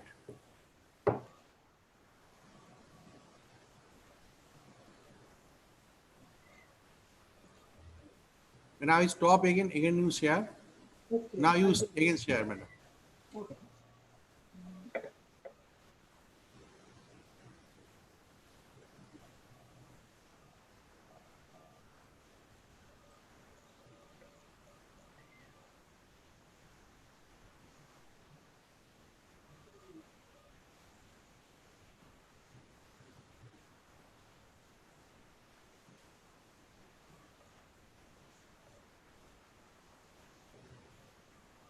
Now? No, share, Madam. Is it visible now? Now share, Madam, not shared yet. You press the green button, share screen, down. Now is it Yes, okay? now can, yes. Okay. Now is my Yes, first slide slide view. visible? Yes, slides visible. Okay. Is the first slide visible now? Not yet. Now it is slide shorter view. Okay. Now? Yes, now okay. Yes. Okay. Thank you, Madam. So this is technology, because I think about 4 months ago, I was very technologically challenged. I did not know how to operate this. All Anything. of us, Madam. Now Zoom also we don't know. Now many softwares coming up, StreamYard, Google Meet. So every software have different types. So we are Exactly. learning every day. Exactly. It's Dr. also a Poddar, lifelong learning process. it is a learning process, and I think most of us are also enjoying this process, Yes, learning. sir. What I was trying Thank to you, say Madam. is, Please. 4 months ago, so Dr. Poddar, I'll start this presentation now. Okay. Yes, Madam. You please proceed. I'm just taking up where we left with my conversation with Dr. Poddar. We said that about 4.5 months ago, many of us were technologically. We did not know how to operate this. We did not think much about online classes. Now it's become a daily affair. Every day, most of us are attending or are resource persons for many online webinars. We know how to share screen, but so it's a learning process. So what I'm saying is, so if you see disability as a challenge, 4.5 months ago I was challenged, but due to the learning process, I'm improving. So that is also true for all people with disability. Every one of us has different types of difficulties. It only needs a lot of patience, support, by which you can flourish. So my presentation today is how to support individuals with autism in higher education. The reason I'm mentioning higher education is because I am a part of the higher education as I'm the associate professor, Department of Botany, Gurudas College. I see a lot of students. Every year, so many students come into my college, and after 3 years, they pass away. They pass to for other studies, higher education, and all that. So, so suppose this was my college, suppose there's so many students. How would I, as a teacher, identify which person among them is challenged? Because I just see everybody as they are. Now, suppose somebody was there in a wheelchair, that wheelchair would be a marker for his locomotor impairment. Or if somebody was using a walking cane, so I could figure out that this person is visually impaired. But what happens if somebody has an invisible disability? And there are so many types of invisible disabilities. See, we have to first identify a person with disability, then we can think of supports. Now, this is where the challenge comes. Now, in 2016, the number of disabilities in India has increased from 7 to 20. I mean, it was always there, but legally to be disabled, it has increased from 7 to 21. And most of them are invisible disabilities. So we cannot see and identify a person having disability. So let's come to the next picture. So suppose this is a some of my students who is in my class, my botany honors class. Maybe they have a more one-to-one interaction with myself with all the teachers. We know each person by name, by the roll number, and by the characteristics. We understand who is a bright student, who is a person who needs more help, who is very naughty, who is very good at dissections. So, the more we come close to each other, interact with each other, we understand more of them. Then, after 3 years, they just pass it. And they go on to their post graduation, or maybe some take up some jobs, and they're gone. So, these 3 years in higher education, and we try to support them academically. We try to teach them properly. We try to show them ways by which they can go on to their higher studies and get good jobs. We do career counselings. But a person who does not seek any help from us, how do we address them? How do you address the needs? How do you even know that this person is having a difficulty? Nowadays, we have seen there's an increase in the number of people with autism spectrum disorder in higher education, and most of the teachers, they think if a person has come all the way into the higher education, that is in colleges or universities, how can that person be disabled? I mean, a person who looks normal like how we look, how can that person have a disability? This becomes as a big question. People refuse to believe that a person who is even having in higher education can have a disability.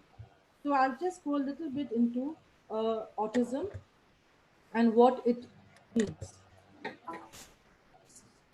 Just a minute. Okay, I'm having a little trouble going to the next slide. So yeah. Okay. Inadi has talked about the myths of autism. So I'll just go a little back onto the definition of autism. So for any autistic individual, there is impairment, or you can call it as a difficulty, in three prime areas. The first area is the impairment in social interaction. The other one is the impairment in verbal and non-verbal communication. The other one is restricted, repetitive, and stereotype patterns of behavior. Now, these three areas are called as the triad of impairments. See, this is a diagram. So we think in a very concrete way, we think that the difficulties will be in all these three areas. But for autism spectrum disorder, the difficulties can change in these three areas as the person grows. And it can be also different for everybody. It is not a very finite thing. So it is a very fluid thing that can change with every person and also within the person. I'll give you some concrete examples to make this more understandable. So when we talked about repetitive behaviors, it could be for a child, it could be a person who's just going on spinning for no reason. So this is the child just spinning. It could be that. Now, it could be a person who's lining up toys. It could be a person who's smelling something. It could be a person who's hitting himself. It could be a person who is always under the sofa.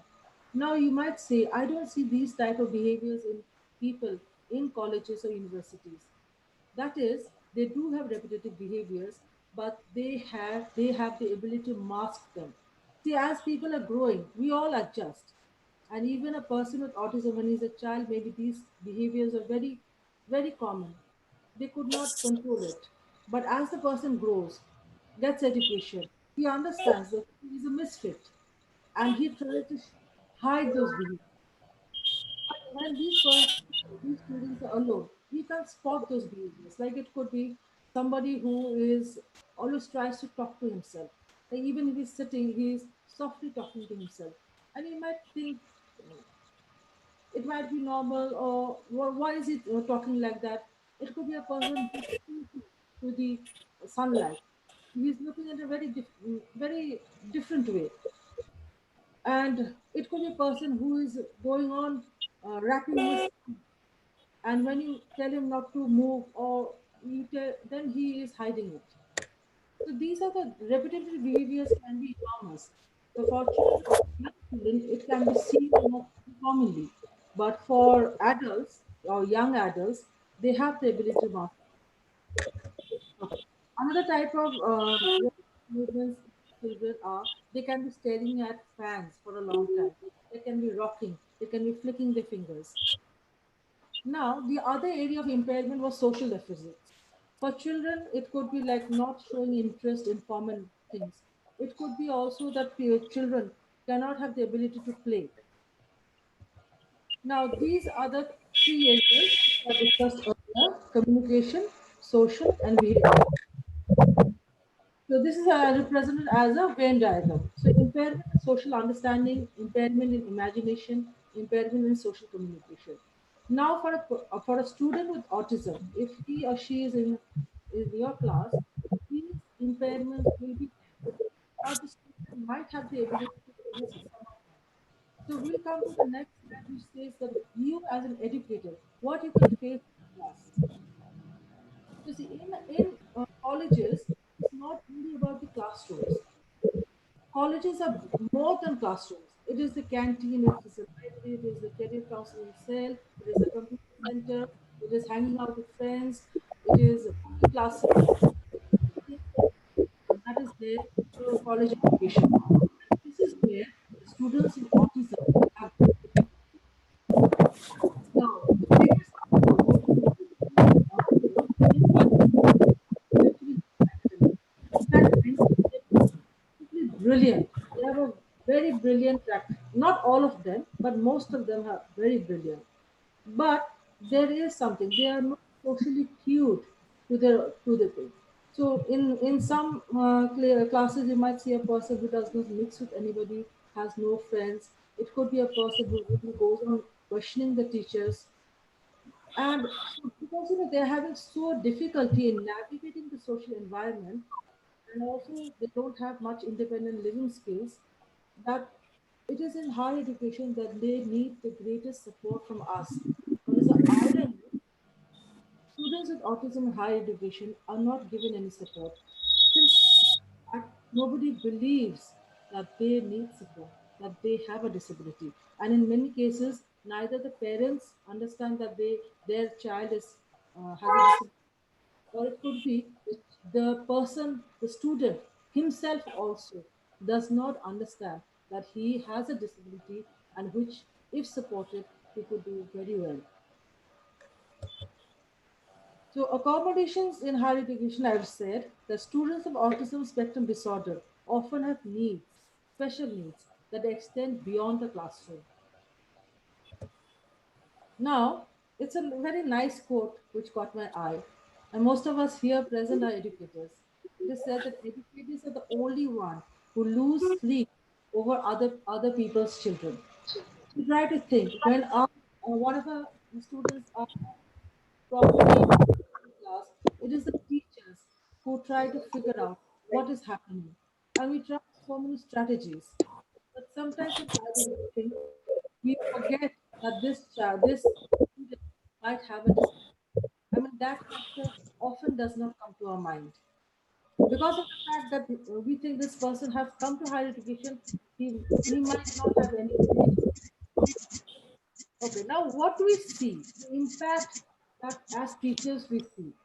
So it could be interruptions or calling out during classes.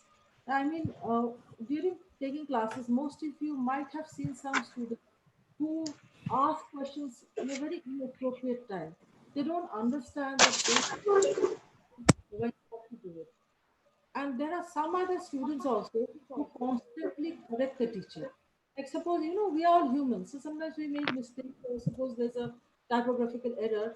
That student is the first person to point out the mistake to the teacher and in a very, and often it comes a very rude way of pointing out the mistakes to the teachers. And there's a very thin line between discipline and bad behavior because there are students who are very naughty and do the exact behavior. Now, how to differentiate between behaviors which are due to disability and which are behaviors due to naughtiness or trying to do leg pulling of the teachers? That is a very thin line, and it's only awareness of the different disabilities that we as teachers can find out, and we can make sure which behavior disability and which is a behavior due to some other reason. Now, sometimes the other behaviors that we very commonly see in classes is they're very fidgety. They can't sit still. And that person has to be constantly reminded that that person has to be still in class.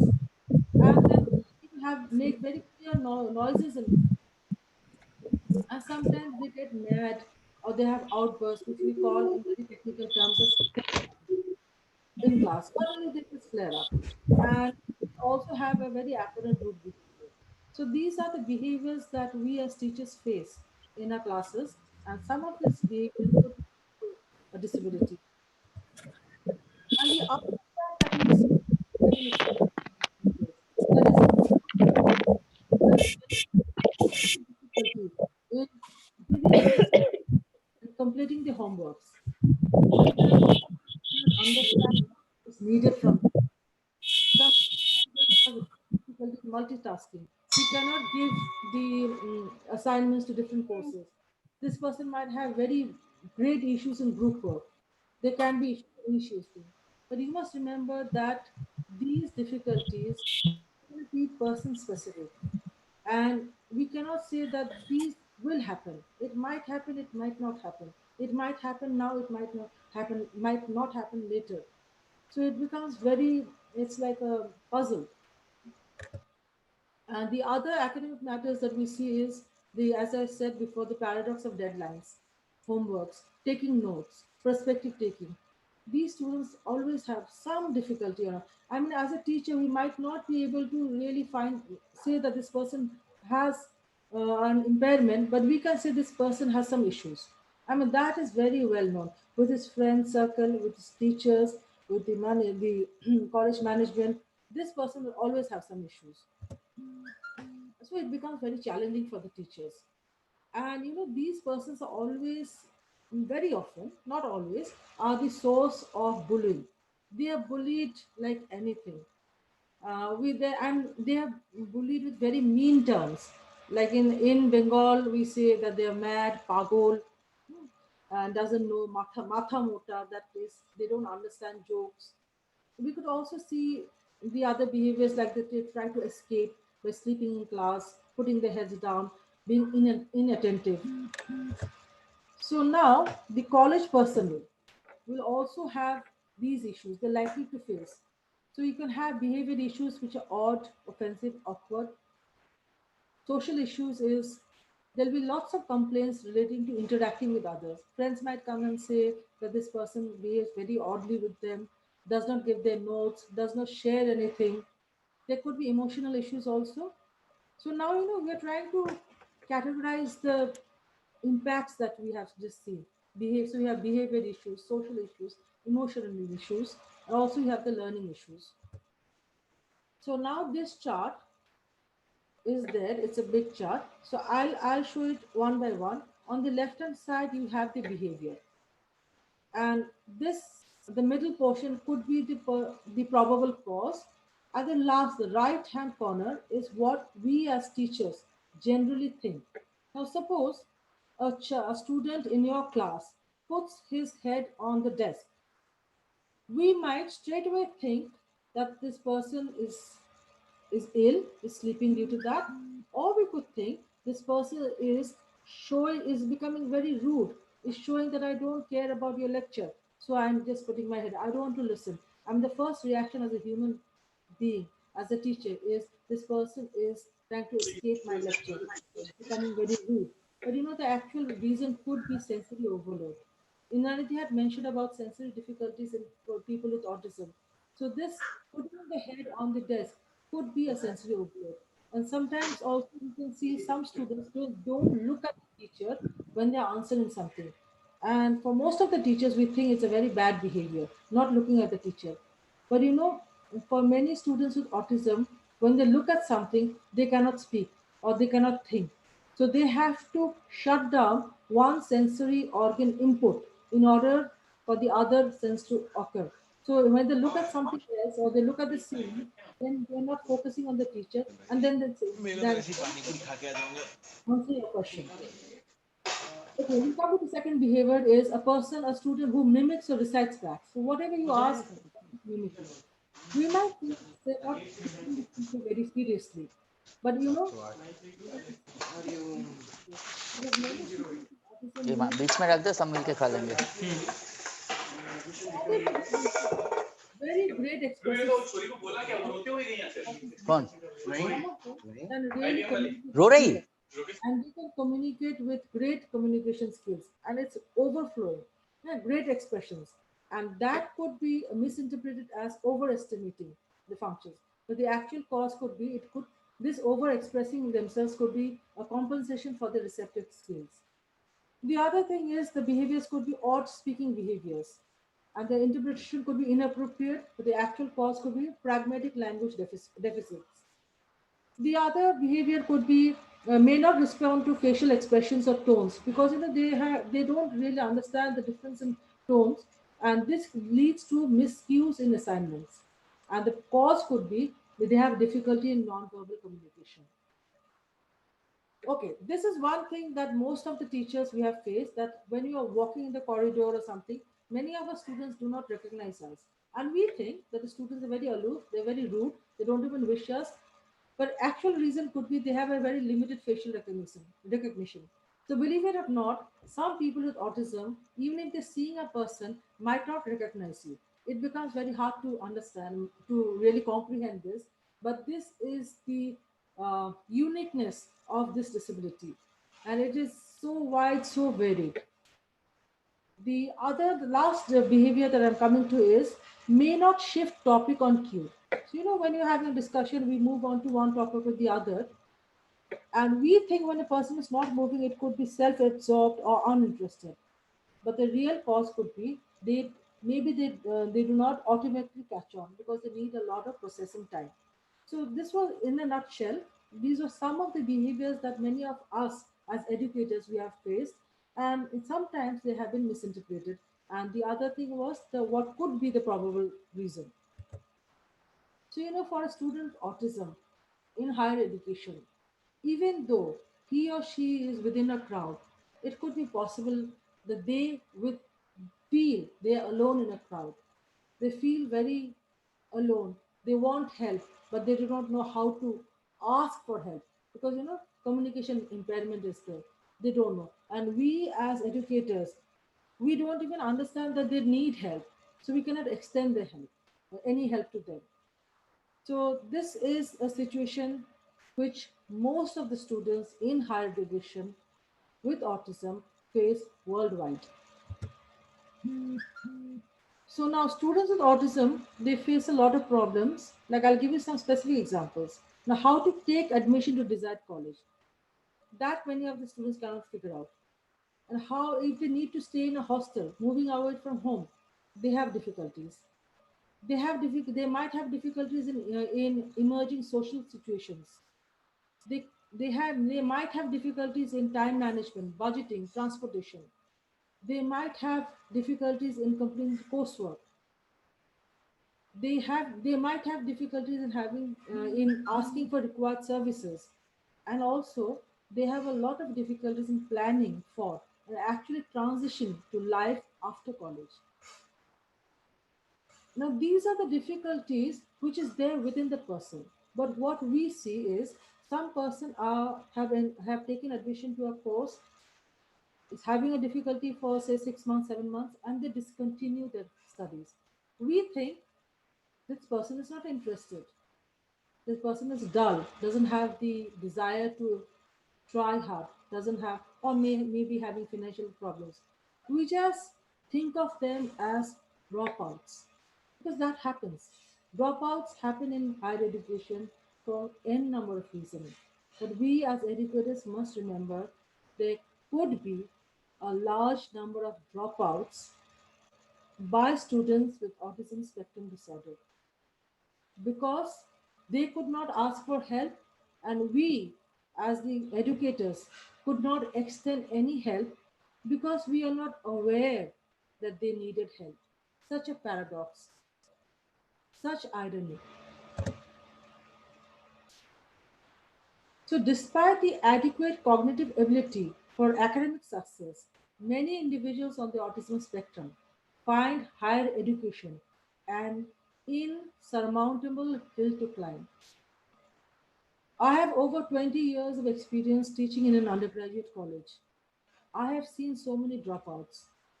It is only after I started learning about autism, after my child's diagnosis, on retrospective, I have identified so many people who dropped out because they did not receive any help. Some I have been able to trace, and I have asked them, not very directly but indirectly, whether they had trouble in college, in my class. And they did, they did reply they did because they felt annoyed. They could not cope up, and that was the main reason for dropping out from college. So after that, I tried to give some support to the best of my abilities to students who I felt needed some support. Not all of them have a diagnosis. Not all of them even know that they have some traits of autism. But with a little support, many of them had excelled. And one of my students is now doing PhD, and he was an undergraduate student, and his friends really helped him with all the support. And so this is an experience that I have seen, that with support, people with autism as students in higher education can flourish. Just a little support.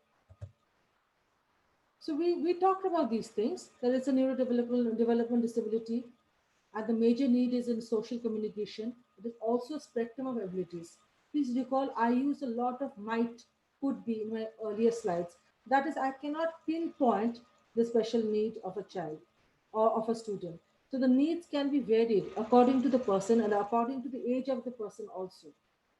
And it also means that the people with autism, they have a different way of thinking in interpreting the world. So that comes to the term that Indrandi had mentioned in her presentation, neurodiversity.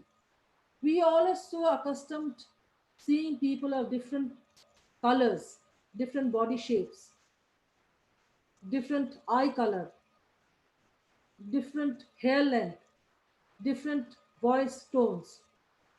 We accept that. So now we have to accept that our brains are also different. It is differently wired. And that has been proven by the neuroscientists, by MRI and fMRI images, that the neural circuits are different, that the brain is wired differently. And that is why they see the world differently, they hear the world differently, and sometimes they can taste the world also differently. And all of them are truths. What is the truth for you is also true for the other person, but it need not be the same truth. So what we are saying, many different types of truths can exist in the same world. We just need to have a large amount of tolerance to accept. Extending such a warm welcome to our colleagues, students, online audience, and our distinguished panel of experts. On behalf of our department, I would like to express our thanks for your constant support. Is that a question? Because I cannot hear properly. Our privilege welcome our first speaker, Professor Deni Maryani. Is followed in our own way. It's an honor to have her with us. তুমি এখন বেরিয়েছো না, এখানে ঢোকো না, হয়ে গেছে তো ওটা। Faculty of our department give a brief introduction on her. May I come?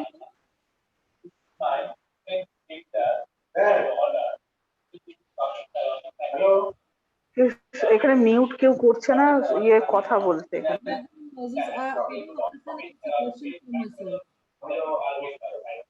তুমি হোস্ট না?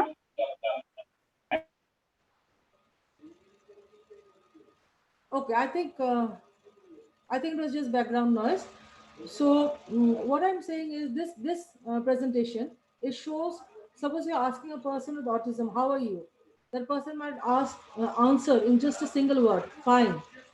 But at the background, there can be so many things that he or she is not able to communicate. The person might be feeling broken, useless, alone, clueless, confused, betrayed, fragile, on the verge of tears. But the only answer that you're getting is fine. And we take it at the first face value. The person is fine, has nothing, no disability.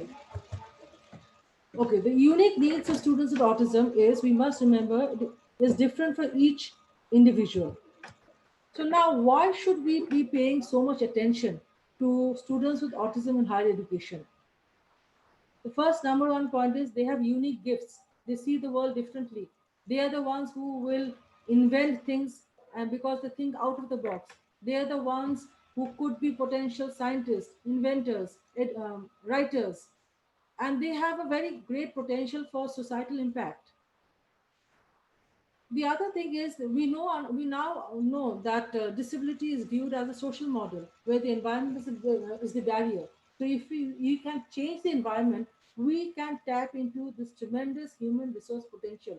Because if we as a society fail to give any support to students with autism in higher education, we as a society will be losing a high amount of human resource potential.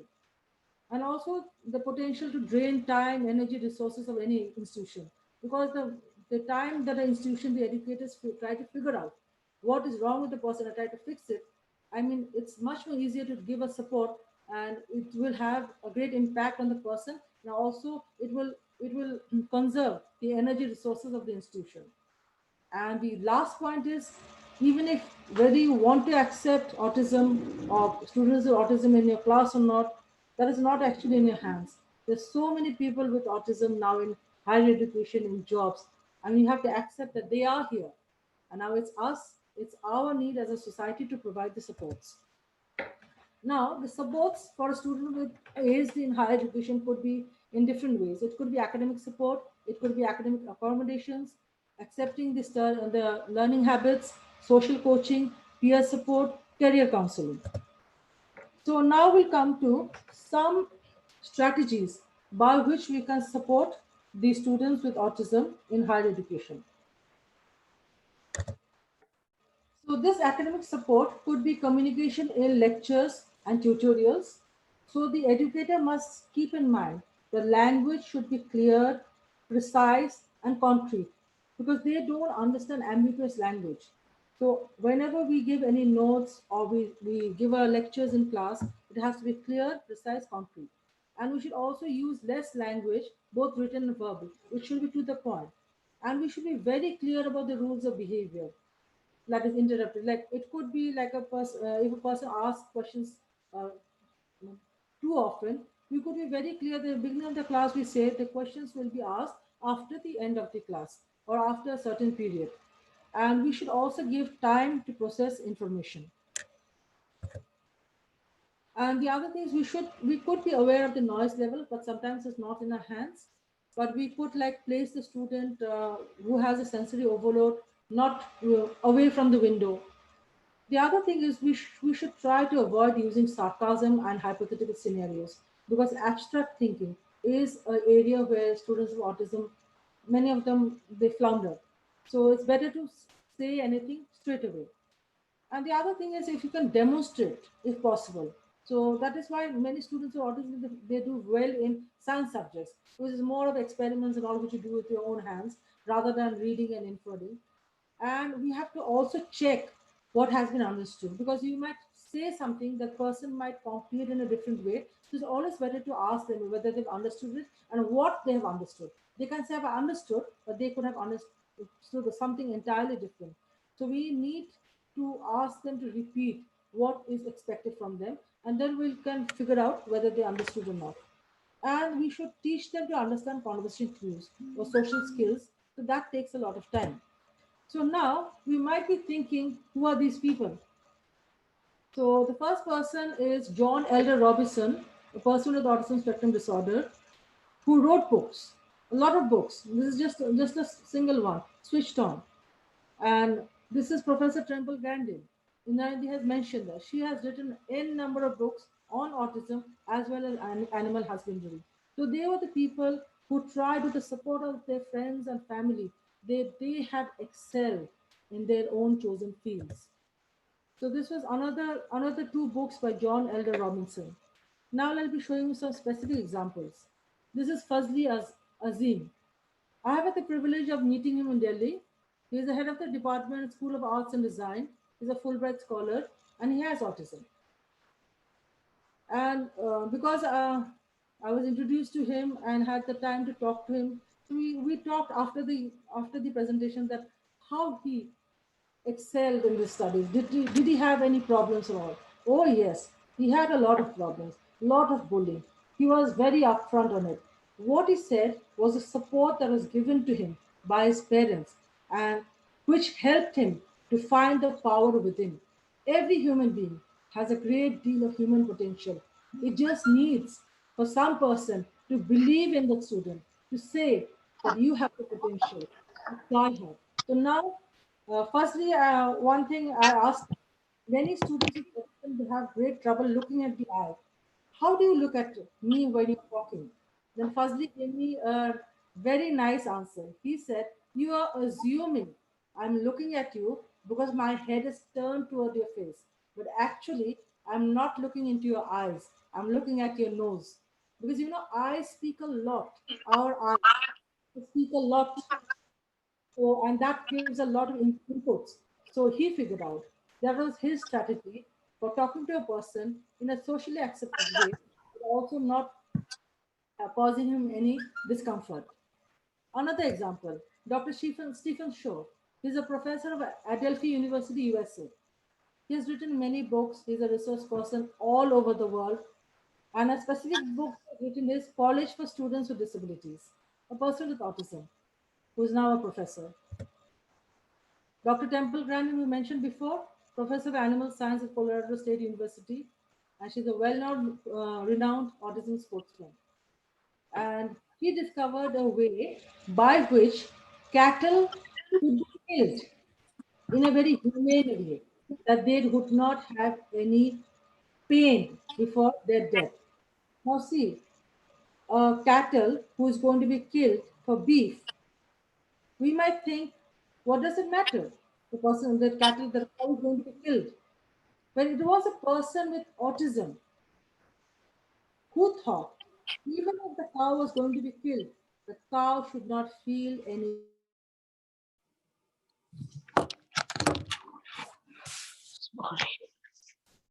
of the box. Now her models, the way by which cattle are killed, that has been accepted in many parts of the US. Her prototype. So these apart from the academic endeavors, which many of the people with autism they themselves do, it is a social coaching that needs, because social communication always needs to have two partners. It cannot do it alone. This is where the university or the educators, the students, all the stakeholders who advocate for inclusive education must come from. So we could take the interest of the student to encourage and extend interactions. We could try to build understanding of appropriate and inappropriate behavior at the university. We could also be aware about the confusion that might be caused by our own skills in communication. Sometimes we just assume that people understand us without even asking them. So it could be poor communication skills on our part, not on the part of the student with the disability. It could be the interaction of the students from the students' perspective. We must understand they also have a viewpoint, which is entirely different from ours. Also, we need to have peer group support. So when we see a person with autism, that person is connected, but actually this could be also another myth. It could be social skill deficits and not the unwillingness for social integration. So now there are a lot of people coming up, a lot of educators coming up, trying to figure out ways by which we can tap into this enormous human potential that students with autism spectrum disorder have. We could make the rules of behavior explicit. We could create awareness for the other students. We could facilitate discussion. I'm so happy that the organizers have arranged the webinar today, where we can take across a message about autism to so many, across so many countries in the world. And also we could give step-by-step instructions about what is to be expected in group books. Now there are many literature, many books available in the net. And so this is one example, developing college skills in students with autism and Asperger's syndrome. It is by Sarita Friedman. And we also need the academic accommodations, that is the support strategies for dealing with anxiety. There again, we should be aware of sensory needs. We should, like speaking loudly might cause more anxiety. It could be too much information, could be maybe difficult, so it could be clear and direct. The exam stress, we could provide structure and clarify what is to be expected. We could have checklists, we could have time management lists and all that. So the other supports that could be available is the education of the student or the family, awareness, environmental restructuring. There could be some issues of pharmacotherapy if the person needs some medicine to address other comorbid conditions like ADHD, then hypertension, could be having sugars or anything. There could be some issues of psychotherapy if the person needs, like all of us. Everybody needs psychotherapy at some point or the other. So like that, the students of autism, some might need psychotherapy, but it doesn't mean that everybody will need. We could have some mentors, and we could also have social coach. Nowadays, there's another topic that has come, that is a job coach. Persons with autism are now into employment, and there is a segment of people who help them in their jobs, and they are the job coach. So for an institution of higher education, we need a lot of a fair amount of prior preparation. So the first preparation that we can take is undertake autism awareness programs, even before the student comes into your class. So if the whole institution, that is the teachers, the students, the non-teaching staff, the parents of the non-disabled groups, everybody is sort of aware that there is something known as autism spectrum disorder, that could be a great thing. Then we could go about educating faculty, students, resident advisors about the diverse needs of autism spectrum disorder. We could create a positive social environment, reduce the stigma, and we could also create peer support structures for students with autism. So any accommodation is a big thing. It is, the stakeholders are lots of people. And the ongoing services to be carried out by the institution of higher education is, we should identify people on the spectrum, because sometimes the students themselves do not know that they have an impairment. Sometimes the parents do know, but they brush it off as a neurological problem. And then we could provide individual students with appropriate accommodations and services. The stress is on individuals. So individualization is very important, because the needs are different and the supports will also be different. And we could also monitor the effectiveness of the accommodations provided to the institution. We can't just give a program and just leave it to it. It has to be revised, revamped, and it has to evolve. And the primary thing that anybody in the education sector should do is accepting and respecting neurodiversity. Now, if you go on the web, there's a lot of literature on autism, and many of these books which you are seeing have been written by the self-advocates. Now, when I say self-advocates, it means people with autism who are advocating for their own rights. So that is self-advocacy. So these books are there, a lot of books. If we go through the books, we can have an idea what they feel, how they see the world. We can get their perspective. So now I come to the end. I have to acknowledge some people. Firstly, I have to acknowledge my son, Dipomande, who inspired me to take a keen interest in the enigmatic neurodevelopment disorder. Before he was diagnosed with autism, I was just a student, just a college professor doing my duty. But now, when my son has introduced me to this world of autism, now I look at each person, each student differently as an individual, not as a bunch of students. Each person is unique to me. It could be with autism, it could not be with autism also, because each person is different. You need not have a disability to be unique. Every one of us is unique. And I also acknowledge all the students and trainees in Autism Society West Bengal who have shown me what spectrum in the autism spectrum order means. See, because we know that every person is different. We know it just by reading about it. There's a famous saying by, I think, Stephen Shaw, who says, if you know a person with autism, one person with autism, you know only one person with autism. We cannot think of all the needs just by looking at a person. I have the privilege of seeing more than 40, 50 students with autism in Autism Society West Bengal. Every person is different. Their needs are different. So the support should be also different. So I thank all of them, and I end my presentation by saying many parents, when they get the autism diagnosis, they feel that the world has come down because disability has such a negative connotation in our society. We think the world has come to an end. But it might be a new world is evolving in front of us. A new journey has to be taken along with the child, along with your student. And who knows, might be there will also be students with autism spectrum disorder in higher education. But you must remember, not all students with autism will come into higher education or even into mainstream education, and that is perfectly okay, because like all of us in normal society, all of us don't get into higher education or even to school. That is perfectly okay. You should be happy with your life and also accept the unique person that we all are. Thank you so much for this platform, for speaking to so many people about autism spectrum disorder. I'll be very happy to answer any questions. Thank you, madam. Anybody want to any question? That I think chat box have some question. That one question I can see from Pooja Bonik.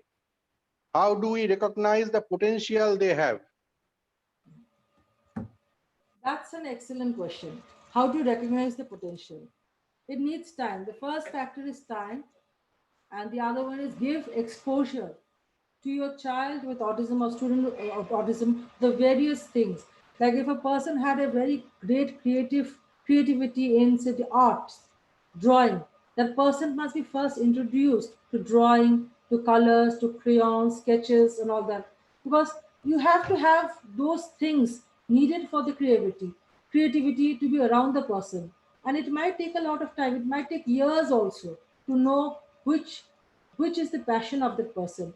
So you should give books to the person, you should show videos to the person, give them art and craft, engage them in physical activities, and and try to connect, try to understand the person, be friends with the person.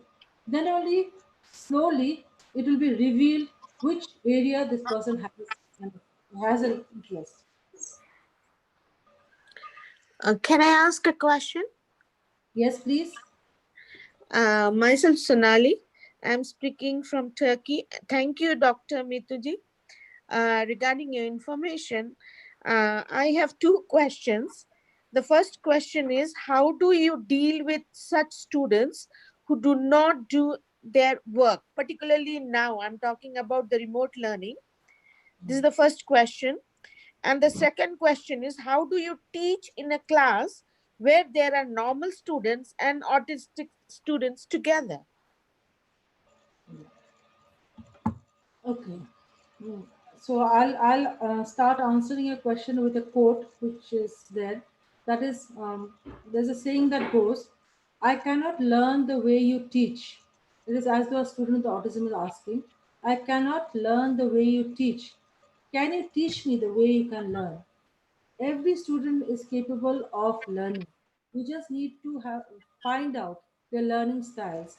Now in education, there are so many styles of education. You can be a visual learner, you can be a kinesthetic learner, you can be a tactile learner. So and you can be having combinations of all these learning styles also.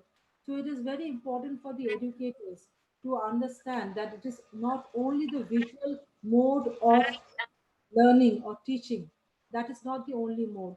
There are several modes of teaching, and we should try to incorporate them because this addresses your second question. When we have an inclusive setup, we have a lot of students. Many of them having different needs. So there could be neurotypical people, there could be people with other disabilities, and you could have one or two people with autism spectrum also. There are some things which are known as visual supports. These are supports which you can do it before you have the classes. You can restructure your class so that you could implement something known as structured teaching. This was devised in North Carolina, USA. It is a different program.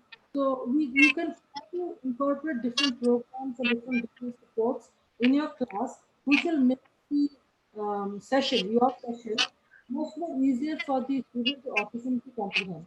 Like for example, if you had a student with visual impairment in your class, I'm sure you'll be having some books in braille for that child with visual impairment. So if you have a child with autism in your class, you could have, you should have the visual supports which are needed by the child of the student beforehand. So they can do. And the other things that we must keep in mind, that is your instructions must be clear. There should not be much very abstract words because they understand very literally, and they cannot also understand the annotation and all that. So it takes a lot of time. It doesn't happen overnight, and it is the first step is acceptance of this neurodiversity, which is present all over, and then going about and finding out the individual support systems that the student can flourish. So does that answer your question, madam? Yeah, thank you. But then still, I was thinking about some more application part in detail rather than this is actually, it happens not only with the autistic students, but it can happen also with the normal student. So what is the difference you try to identify? Because the same thing what you're talking about is we try to identify which type of learning style they know. So this is common for all the students, irrespective who they are. But then what is the special thing that we keep in mind when dealing with such students? We have to keep in mind their different areas of impairment, if you call it that. We have to keep in mind the child of impairment and which part of impairment is there for the child, for the student. And it can change. Yes, so means it is depends upon the ability and improvement of the condition also.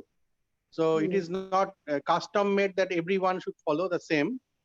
It depends upon the learning pattern of everybody. Like normal case also, the cognitive learning is different for different persons, varies. So same for them also, it is different from. So we have to apply means special counseling for everybody separate. Is it correct, madam?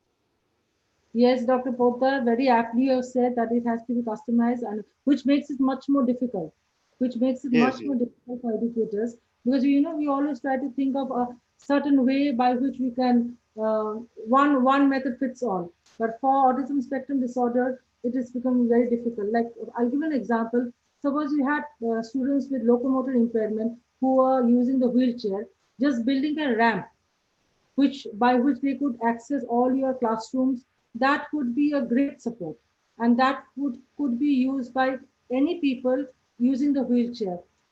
But for autism spectrum disorder, giving a single support might be applicable to a single student, not for the other students with autism spectrum disorder, maybe in the same class. So that is why it makes it much more difficult to give the supports. But as I've said, the prime thing is accepting that they are different, and there's something known as neurodiversity, and that one point can open doors to different things. Inanadi, would you like to comment on this, the different aspects?